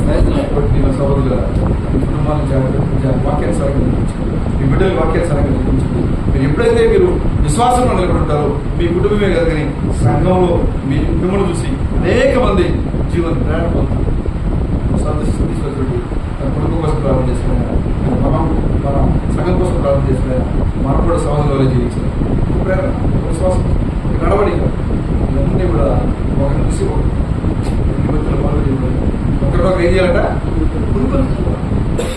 అదే చేయాలి. కాబట్టి జ్ఞాపకాల సమయంలో మోకరించినటువంటి సహోదరుడికి నేను చెప్పేది ఏంటంటే మీ కుటుంబాలను ఎక్కే మీద అమరావతి వలె నిర్మించండి. మీరు ఆహాబు యజబేలు వలె మీ కుటుంబాన్ని నిర్మించండి. కూలిపోయింది. చివరికి 70 మంది ఆహాబు కుమారులు ఏమైపోయారు, ఎక్కడ కూడా లేదు. సంతానం మొత్తం నాశనం అయిపోయింది. ఎవరి సంతానం? ఆహాబు సంతానం. దేవుడి దగ్గర ఆహాబు యొక్క సంతానము భార్య మాటలు విని విగ్రహాలకు వెళ్ళిపోవడం వల్ల, వాక్యాన్ని విడిచిపెట్టడం వల్ల సంతానం టోటల్గా నిర్మూలం అయిపోయింది. కానీ ఇక్కడ ఇంకేవేదో అమరావులు వాక్యానుసారంగా వారి కుటుంబాన్ని కట్టుకోవడం వల్ల ఆ బిడ్డలు 20 లక్షల మంది ప్రజలు నడిపించే నాయకులు ఇక్కడ యూదులైతే కీర్తనలు పాడే ఒక చూడండి, మిరియాము రాసిన పాట చూస్తే ఆ వంట ఉంది, బావే ఉబుకమో ఉబుకమో అని పాట పాడుతూ ఉంటాం. విస్తారత తమ్ముడితో అనేక మంది స్త్రీలని ఉద్యోగం చేస్తూ ఉంటుంది, అనేక మంది స్త్రీ పురుషుల్ని ఉద్యోగం చేస్తూ ఉంటాడు. ఆహారం యాజకుడిగా మారిపోయాడు. ఆ 20 లక్షల మందిలో ఏ వ్యక్తి ధరించలేని యెహోవాను యాజక వస్త్రం ధరించేట్టుగా అర్హతని అతను సందర్భం. మోషే అందరికీ దేవుడు, నాయకుడు కాదు. ఏడు పిలవబడింది దేశానికి అయినాడు ఎవరైనా దేవుడు. గొప్పగా వారి కుటుంబాన్ని నిర్మించారు. ఈ విధంగా కాబట్టి ఈ రాత్రికాల సమయం సహోదర సహోదరి నీ కుటుంబాన్ని ఎలా కడుతున్నావా? వాక్యానుసారంగా నిర్మిస్తున్నావా? కూలిపోయే విధంగా నిర్మించుకున్నావా? యజమేలు కడుతున్నావా? అమరాము వలె ఎగేబేలు వలె నువ్వు కడతా ఉన్నావా? తన భర్త ఇంటికి వస్తే ఎదురుగా వెళ్ళి మాట్లాడే ఎగేబేలులో ఉన్నావా? తన భార్యని కనపరిచే అమరాములా ఉన్నావా? తన తమ్ముడిని తన అన్నలను ప్రేమించే మోషే ఆరాము మిరియాములా మీరు ఉన్నారా లేదా? సరే, వ్యక్తిగతంగా పరిస్థితి చేస్తుంది. ఇది చాలా ప్రాముఖ్యమైన విషయము. ఇది మనమాలు వెళ్ళిపోసే కాలం కదా, మనల్ని మనం కట్టుకునే సమయం. హృదయ ఎలాంటి సమయం ఇది? మనల్ని మనం నిర్మించుకునే సమయం ఇది. ఎలా అంటే వాక్యంతో. కాబట్టి మీరు జాగ్రత్తగా మీ యొక్క కుటుంబ విశ్వాస సంబంధమైన కుటుంబ నిర్మాణం చేసుకోండి. అనేక మందికి మీరు మాదిరిగా విశ్వాసంగా మీరు మీ యొక్క విశ్వాసం కొనసాగించండి. కోరుకుంటున్న దేవుడి సినిమాను దీవించిన ప్రార్థన చేసుకుంటాం.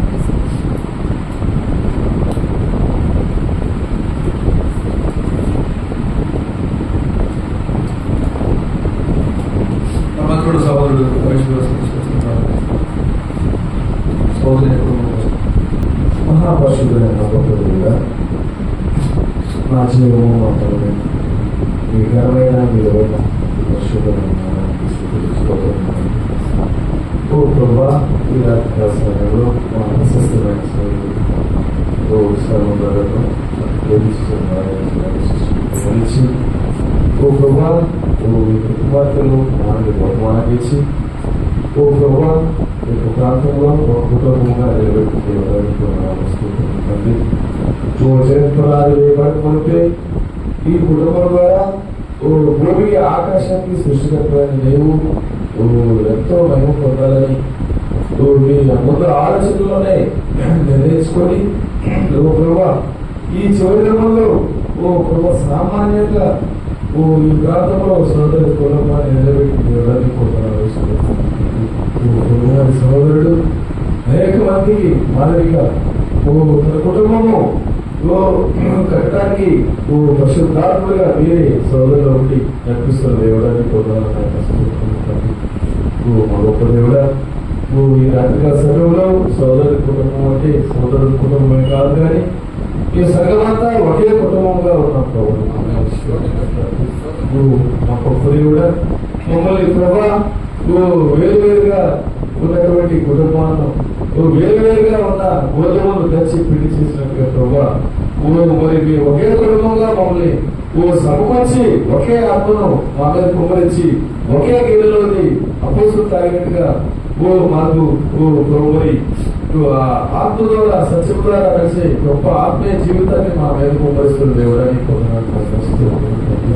పరిశుద్ధ గ్రంథములు మరి మేము ఈ సోదరులలో బలపరచడానికి బలపడటానికి మా కుటుంబాలను మేము కట్టుకోవడానికి ఇవంతా ఏక మనసుతో ఏకాత్మతో కట్టబడి ఈ యొక్క ప్రణాళికను నెరవేర్చడానికి ప్రభావ నువ్వు కొన్ని మాదిరిలను పరిశుద్ధ గ్రంథంలో రాసి మరి రాసించిన దేవుడని కొంత చరిత్రను అక్కడ జరిగించి ఆ చరిత్రలో జరిగిన సంభవాలను బట్టి మరింతగా మా విశ్వాసాన్ని బలపరచుకోవడానికి మరి ముందుగానే నువ్వు అమరామును ఎక్కివేదును ప్రేమించి వారి బిడ్డలు వారి కుటుంబం ఎన్ని గంటలు వచ్చినా ఎన్ని అవమానం వచ్చినా ఎన్ని కష్టాలు వచ్చినా మరి ఇంటి యజమానులుగా తన కుటుంబాన్ని ఆయన ఇంట్లో పెట్టాడు. ఇంటి యజమానులుగా తన భార్య తన కుటుంబాన్ని తన బిడ్డలు ఏ విధంగా కట్టిందో మాకు కలెక్టెడ్గా సూచించింది. మరి అదే పరిశుద్ధ గ్రంథంలో ఆహాకు యజమానులుగా ఉండి భార్య అన్య స్త్రీని తీసుకొచ్చి మరి కట్టుకున్నప్పుడు ఆమె తన సొంత దేవుడు తీసుకువచ్చి వాక్యానుసారంగా జీవస్తున్న ప్రవక్తగా ఉన్నటువంటి ఆహాబు తన కుటుంబము తన బిడ్డలు అంతా సర్వము పోగొట్టుకుని ఏ విధంగా దేవుడికి దూరం నాశనమైపోయాడు. రెండో చరిత్రలో మామూలు మరి మేము మరి సమస్యలో పరీక్షించి మేలైన దాన్ని తీసుకొని దాని పక్షాలను నివసించి దాని పక్షాన ప్రయాణించి దాని పక్షాన జీవించే ప్రజలుగా మమ్మల్ని ఎన్నుకున్న దేవుడానికి తండ్రి మమ్మల్ని మిక్కిలిగా ప్రేమించి మా గొప్ప దేవుడానికి స్తోత్రం తండ్రి. మేమేమైనా అది నువ్వు కృపలేదు ప్రభావ, నువ్వు కొడుకుదాకా నువ్వు ఇచ్చిందే ప్రభావ స్తోత్రం తండ్రి. మమ్మల్ని మరి మాలో ఉన్న ప్రతి మసును, ప్రతి మరణాన్ని, ప్రతి వాక్య వ్యతిరేకమైన కార్యాలన్నింటినీ తొలగించి ప్రభావ మమ్మల్ని నిరంతరము సిలిపోలే మమ్మల్ని తెలుగుస్తుంది ఎవరని మా గొప్ప ప్రభావం నీకు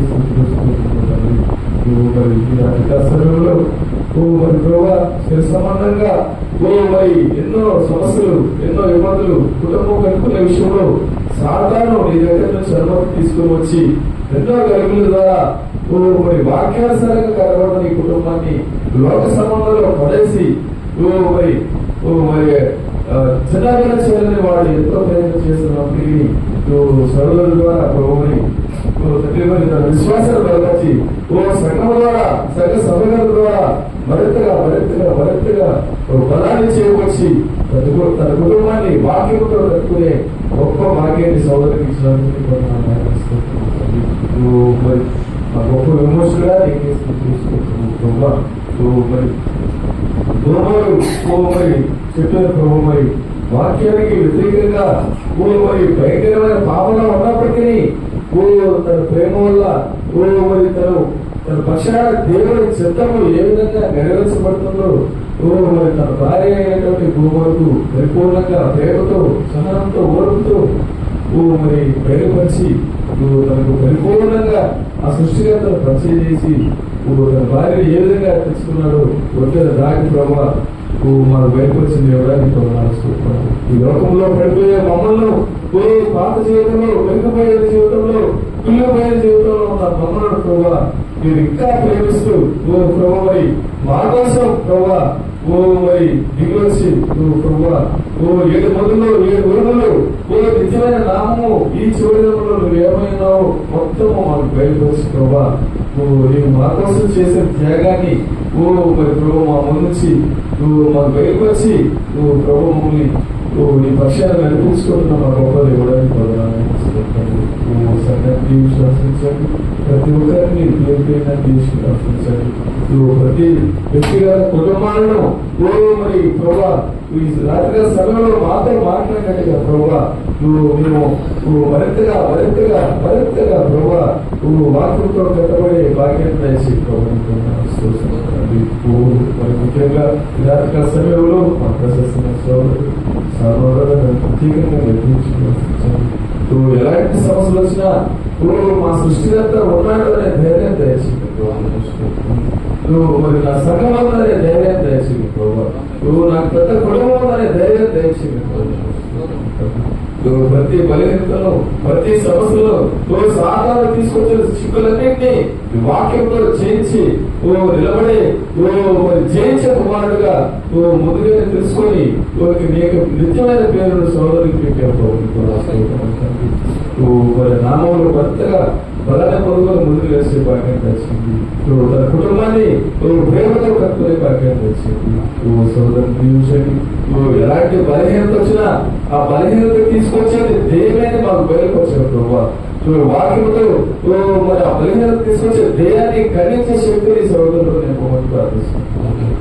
మరి తల్లి 5వ సోదరుగా తను మరి సోదరుల ద్వారా, వాక్యం ద్వారా, వర్తమానాల ద్వారా తెలుసుకున్న గొప్ప మాటలను తన బిడ్డలతో పంచుకోవడం ద్వారా మరింతగా ఆ కుటుంబం వాక్యంతో కట్టబడటానికి నేను కోరుతాయి.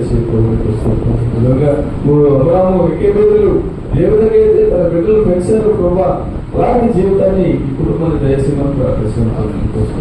బిడ్డలు కూడా మరి తల్లిదండ్రుల మాటలు లోబడి, దేవుని వాక్యానికి లోబడి భయభక్తులతో, ప్రేమతో మరి ఈ పక్షాలను నిలబడే భాగ్యాన్ని దయచేయమని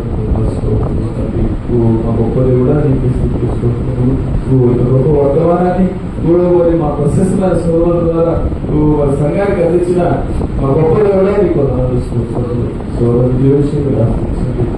మరి సంఘానికి ఏ సమయంలో ఎలాంటి ఆహారం కావాలో ఎరిగి ఉన్న కాపాడిన మాకు బహుమతించింది కూడా కృపణమైన స్తోత్రం తండ్రి. గొప్ప దేవుడా నీకే స్తుతులు స్తోత్రము తండ్రి. మహాపరిశుద్ధుడా నీకే స్తుతులు స్తోత్రము. మరి ప్రతి ఒక్కరిని మీరు దీవించి ఆశించండి. మరి రాలేకపోయిన సోదరులు మీరు దీవించి ఆశించండి. దూర ప్రాంతం వండి జూమ్ మీటింగ్ ద్వారా మరి జూమ్ యాప్ ద్వారా ఇంటున్న మా ప్రశస్తమైన సోదరులను మీరు దీవించి ఆశించండి. ప్రతిదీ ఈ నామ మహిమతో జరిగించి మరి ప్రభావి ఇప్పుడు మరణాలు వేరుపరిచే సమయం కాదు, కానీ ఇది మమ్మల్ని మేము సిద్ధపరుచుకునే సమయం అని మరి మా బయటకు వచ్చి దేవుడానికి మరింతగా మీకు లోబడి వరుగుతో భయముతో ప్రభు మరి నువ్వు చెప్పిన ప్రతి మాటకు లోబడి ఆ గొప్ప ఎత్తబడి సిద్ధపడి మీతో వివేగాలను సంతోషించే భాగ్యం తెచ్చేమని ప్రపంచ ఉదయంలో నర్సాపూర్ సంఘంలో ప్రతి ఒక్కరిని మీరు దీవించి ఆశించి మయం కొనుక్కోమని రాజుగా ప్రభువుగా పెళ్లి కుమారుగా మమ్మల్ని రాబోతున్నాం. మా విమోచకుడు యేసుక్రీస్తు కోరుతున్నాము. ఆయన క్రీస్తు నామంలో ఈ ప్రార్థన కోరుతున్నాం మా ప్రభువు. ఆమేన్.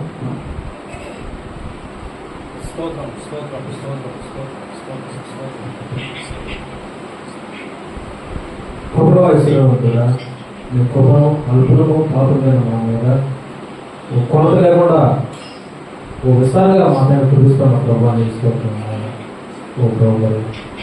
అది చిన్న గృహంలో చిన్న మందిగా మమ్మల్ని సమకూర్చి మరి ఒకసారి ఒక భక్తి ప్రజలతో ఇదందరి మహోన్నతమైనటువంటి దేవుడిని నేను స్థుతించి ఆలోచించి కనిపించడానికి ప్రభావం మరి మీ యొక్క వాక్యాన్ని విని అనేకమైనటువంటి విషయాలలో మరి మమ్మల్ని మేము సరిదిద్దుకోవడానికి మాకు ఇచ్చిన వారు అవకాశాన్ని బట్టి తీసుకోవడం చూపించుకుంటాం. ప్రభావ కోరికల సమయంలో మా ప్రియమైన సహోదరుని మీరు ఎంచుకొని ప్రభావ మీరు అతని నోటి ద్వారా మాట్లాడేసినటువంటి ప్రతి ఒక్క మాట బట్టి మీకు స్తోత్రం వచ్చి ప్రభావ ప్రతి ఒక్క మాట కూడా ప్రభావ తండ్రి మరి ఎంతో మూల్యమైన ప్రభావ ప్రతి ఒక్క మాట ప్రకారంగా తండ్రి సోదరులు చెప్తున్నట్లుగా పోయి మర్మాల మీద వచ్చే సమయం కాదు.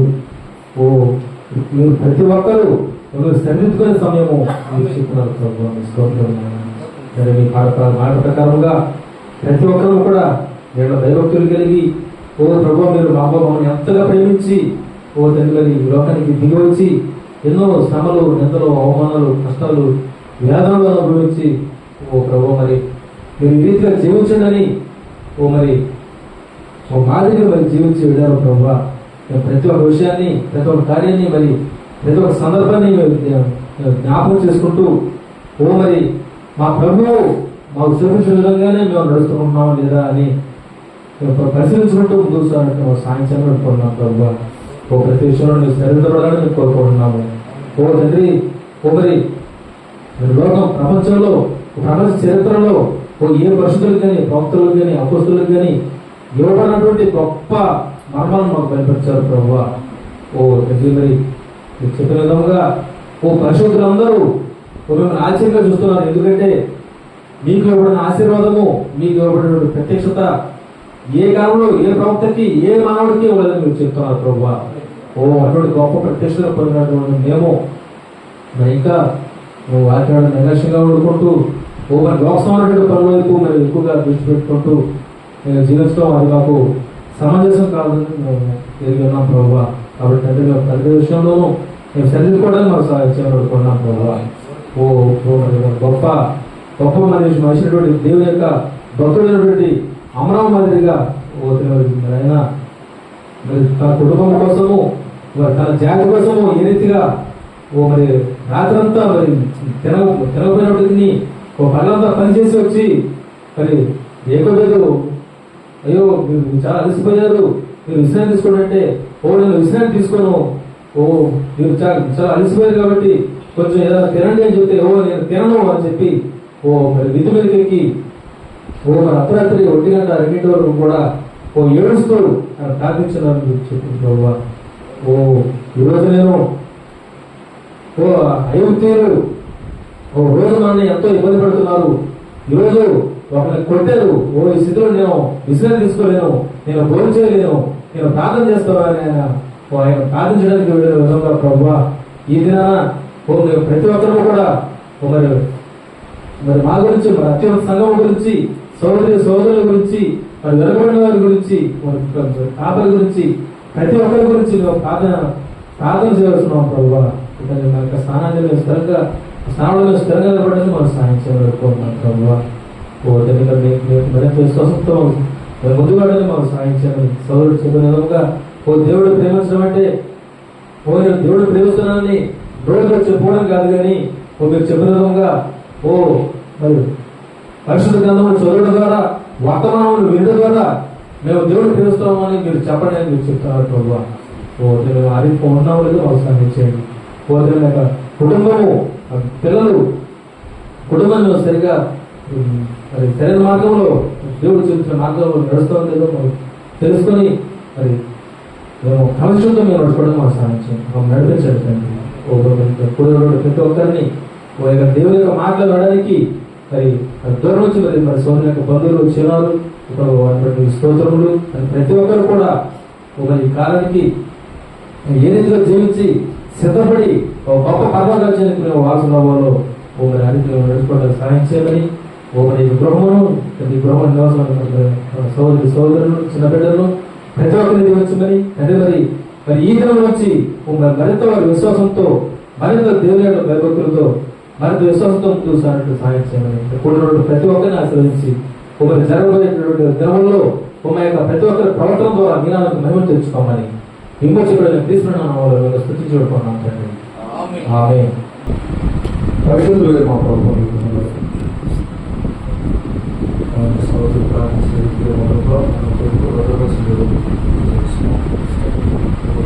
రాత్రి సమయంలో నా యొక్క సహోదరుడు సారంలో సహోదరి శ్రమశిస్తూ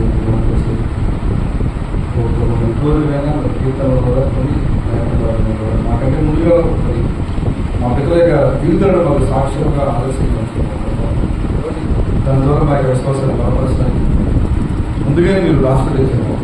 వాటి ద్వారా మనం జ్ఞాపకం చేసుకోవడానికి, బలపరచుకోవడానికి అది ప్రభుత్వం తీసుకోవాలి.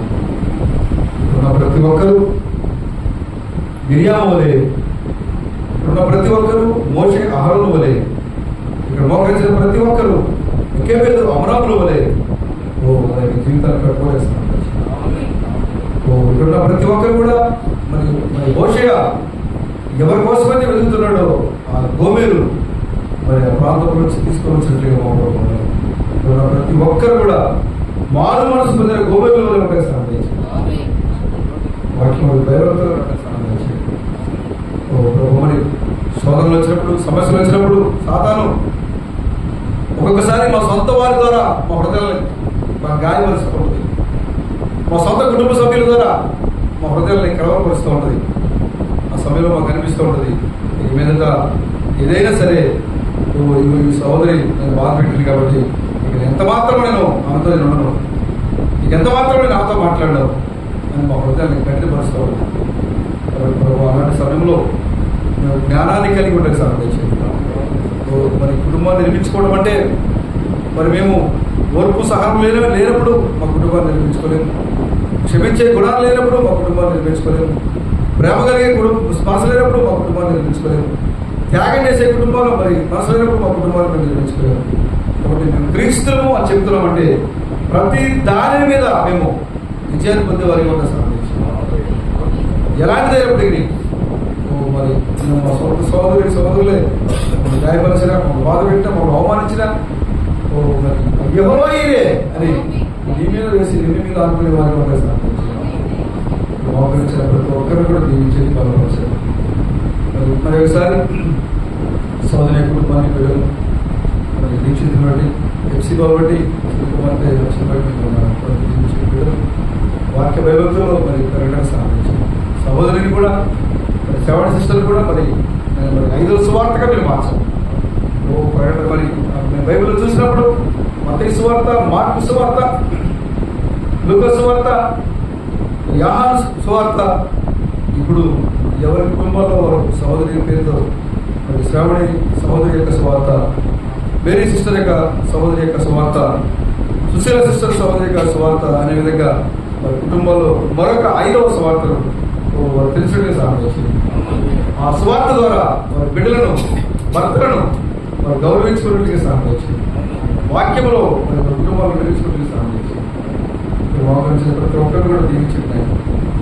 సోదరి శ్రవణ సిస్టర్ ఇంకా ఈ యొక్క వాక్యం కొరకు ఎంతో మరి తెలుసుకునే ఆశతో మరి సోదరి సిద్ధపడుతుండగా మరి సాతానికి ఏమాత్రం అవకాశం లేకుండా తన హృదయాన్ని మరి శాంతింపజేసే విధంగా మరి సహోదరుడు కూడా మరి సహోదరి ఎడల ఒకరు అర్థం చేసుకునే విధంగా సహోదరి కూడా తన భర్త ఎడల, సహోదరుడు తన భార్య ఎడల వారిద్దరూ కలిసి గౌరవం పొందుకోవడం ద్వారా వారిని చూసి వారి జీవితాల నుంచి మరి పెరుగుతున్నట్టు వారి బిడ్డలు మరింతగా విశ్వాసాలను పొందుకోవడానికి ఎంతో మార్గం చేయడం. వారిద్దరు కూడా మరి క్రియల్లో, విశ్వాసంలో, నడవడికలో మాదిరిగా బైబిల్ మా యొక్క ప్రవక్తలు మాకు చూపించిన మాదిరిగా మనకి ఆత్మీయ జీవితాన్ని కట్టుకోవడానికి సాధన సోదరు చేస్తున్న బైబిల్ కూడా దీవించండి, కుటుంబాన్ని బలపరచండి. ఇక్కడ మోకరించిన ప్రతి ఒక్కరిని నిజంగా ఈ యొక్క రాత్రి ఒక్క కుడికి వరకు త్యాగం చేసి బస్సుల్లో మరి ప్రయాణాలు చేసి ఆర్థికపరమైన విషయాలు మరి లేకపోయినప్పటికీ వాటి లెక్క చేయకుండా ప్రయాసతో మగంతా కష్టపడి మరి ఈ చిన్న కూడి కొరకు పాల్గొన్నటువంటి సహోదరులందరూ బట్టి ఈ వందనాలు చేస్తున్నాం. నిజంగా ఇలాంటి సహోదరుల మధ్య మమ్మల్ని వేల కొద్ది స్తోత్రం చేస్తున్నాం. 10,000 కొద్ది మీకు స్తోత్రం చేస్తున్నాం. ఇలాంటి సహోదరుల మధ్యలో నిజంగా మరి నిన్ను ఆరాధించడం మాకు ఎంతో సంతోషం ఇస్తున్నాం. అందరూ కూడా దీవించండి, బలపరచండి. మరి తిరిగి మన ప్రభావం వెళ్తుండగా మరి మళ్ళీ కలిసిన వరకు మీ ఆత్మ మోకరించండి. మరొకసారి మోకరించిన ప్రతి ఒక్కరు కూడా దీవించి ఆశీర్వదించి బలపరచమని, కుటుంబాన్ని కూడా దీవించి ఆశీర్వదించి, దూర ప్రాంతం నుంచి మాతో ఐక్య పొందిన సౌకర్యం కూడా దీవించి ఆశీర్వదించి మేము తీసుకున్నాం. కాబట్టి పెళ్లి కుమారుగా మా మధ్య అవుతున్నాను. మా విమర్శకుడైనా తీసుకుని ప్రణామం చెప్తున్నాము. ఈ ప్రాంతాలను నడుస్తున్నాము. Let's raise it. Never fail. Let's never fail. Let's never fail. In thee. Hallelujah. Hallelujah. Let's never fail. In thee. He's coming very soon. He's coming very soon. He's coming very soon. In thee.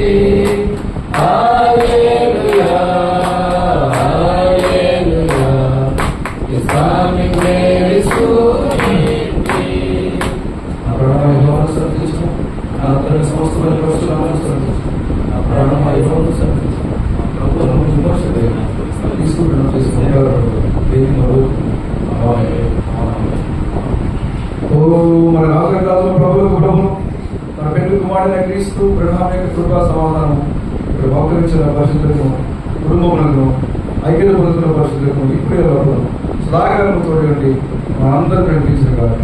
Amen. Amen. Amen. Glory to God.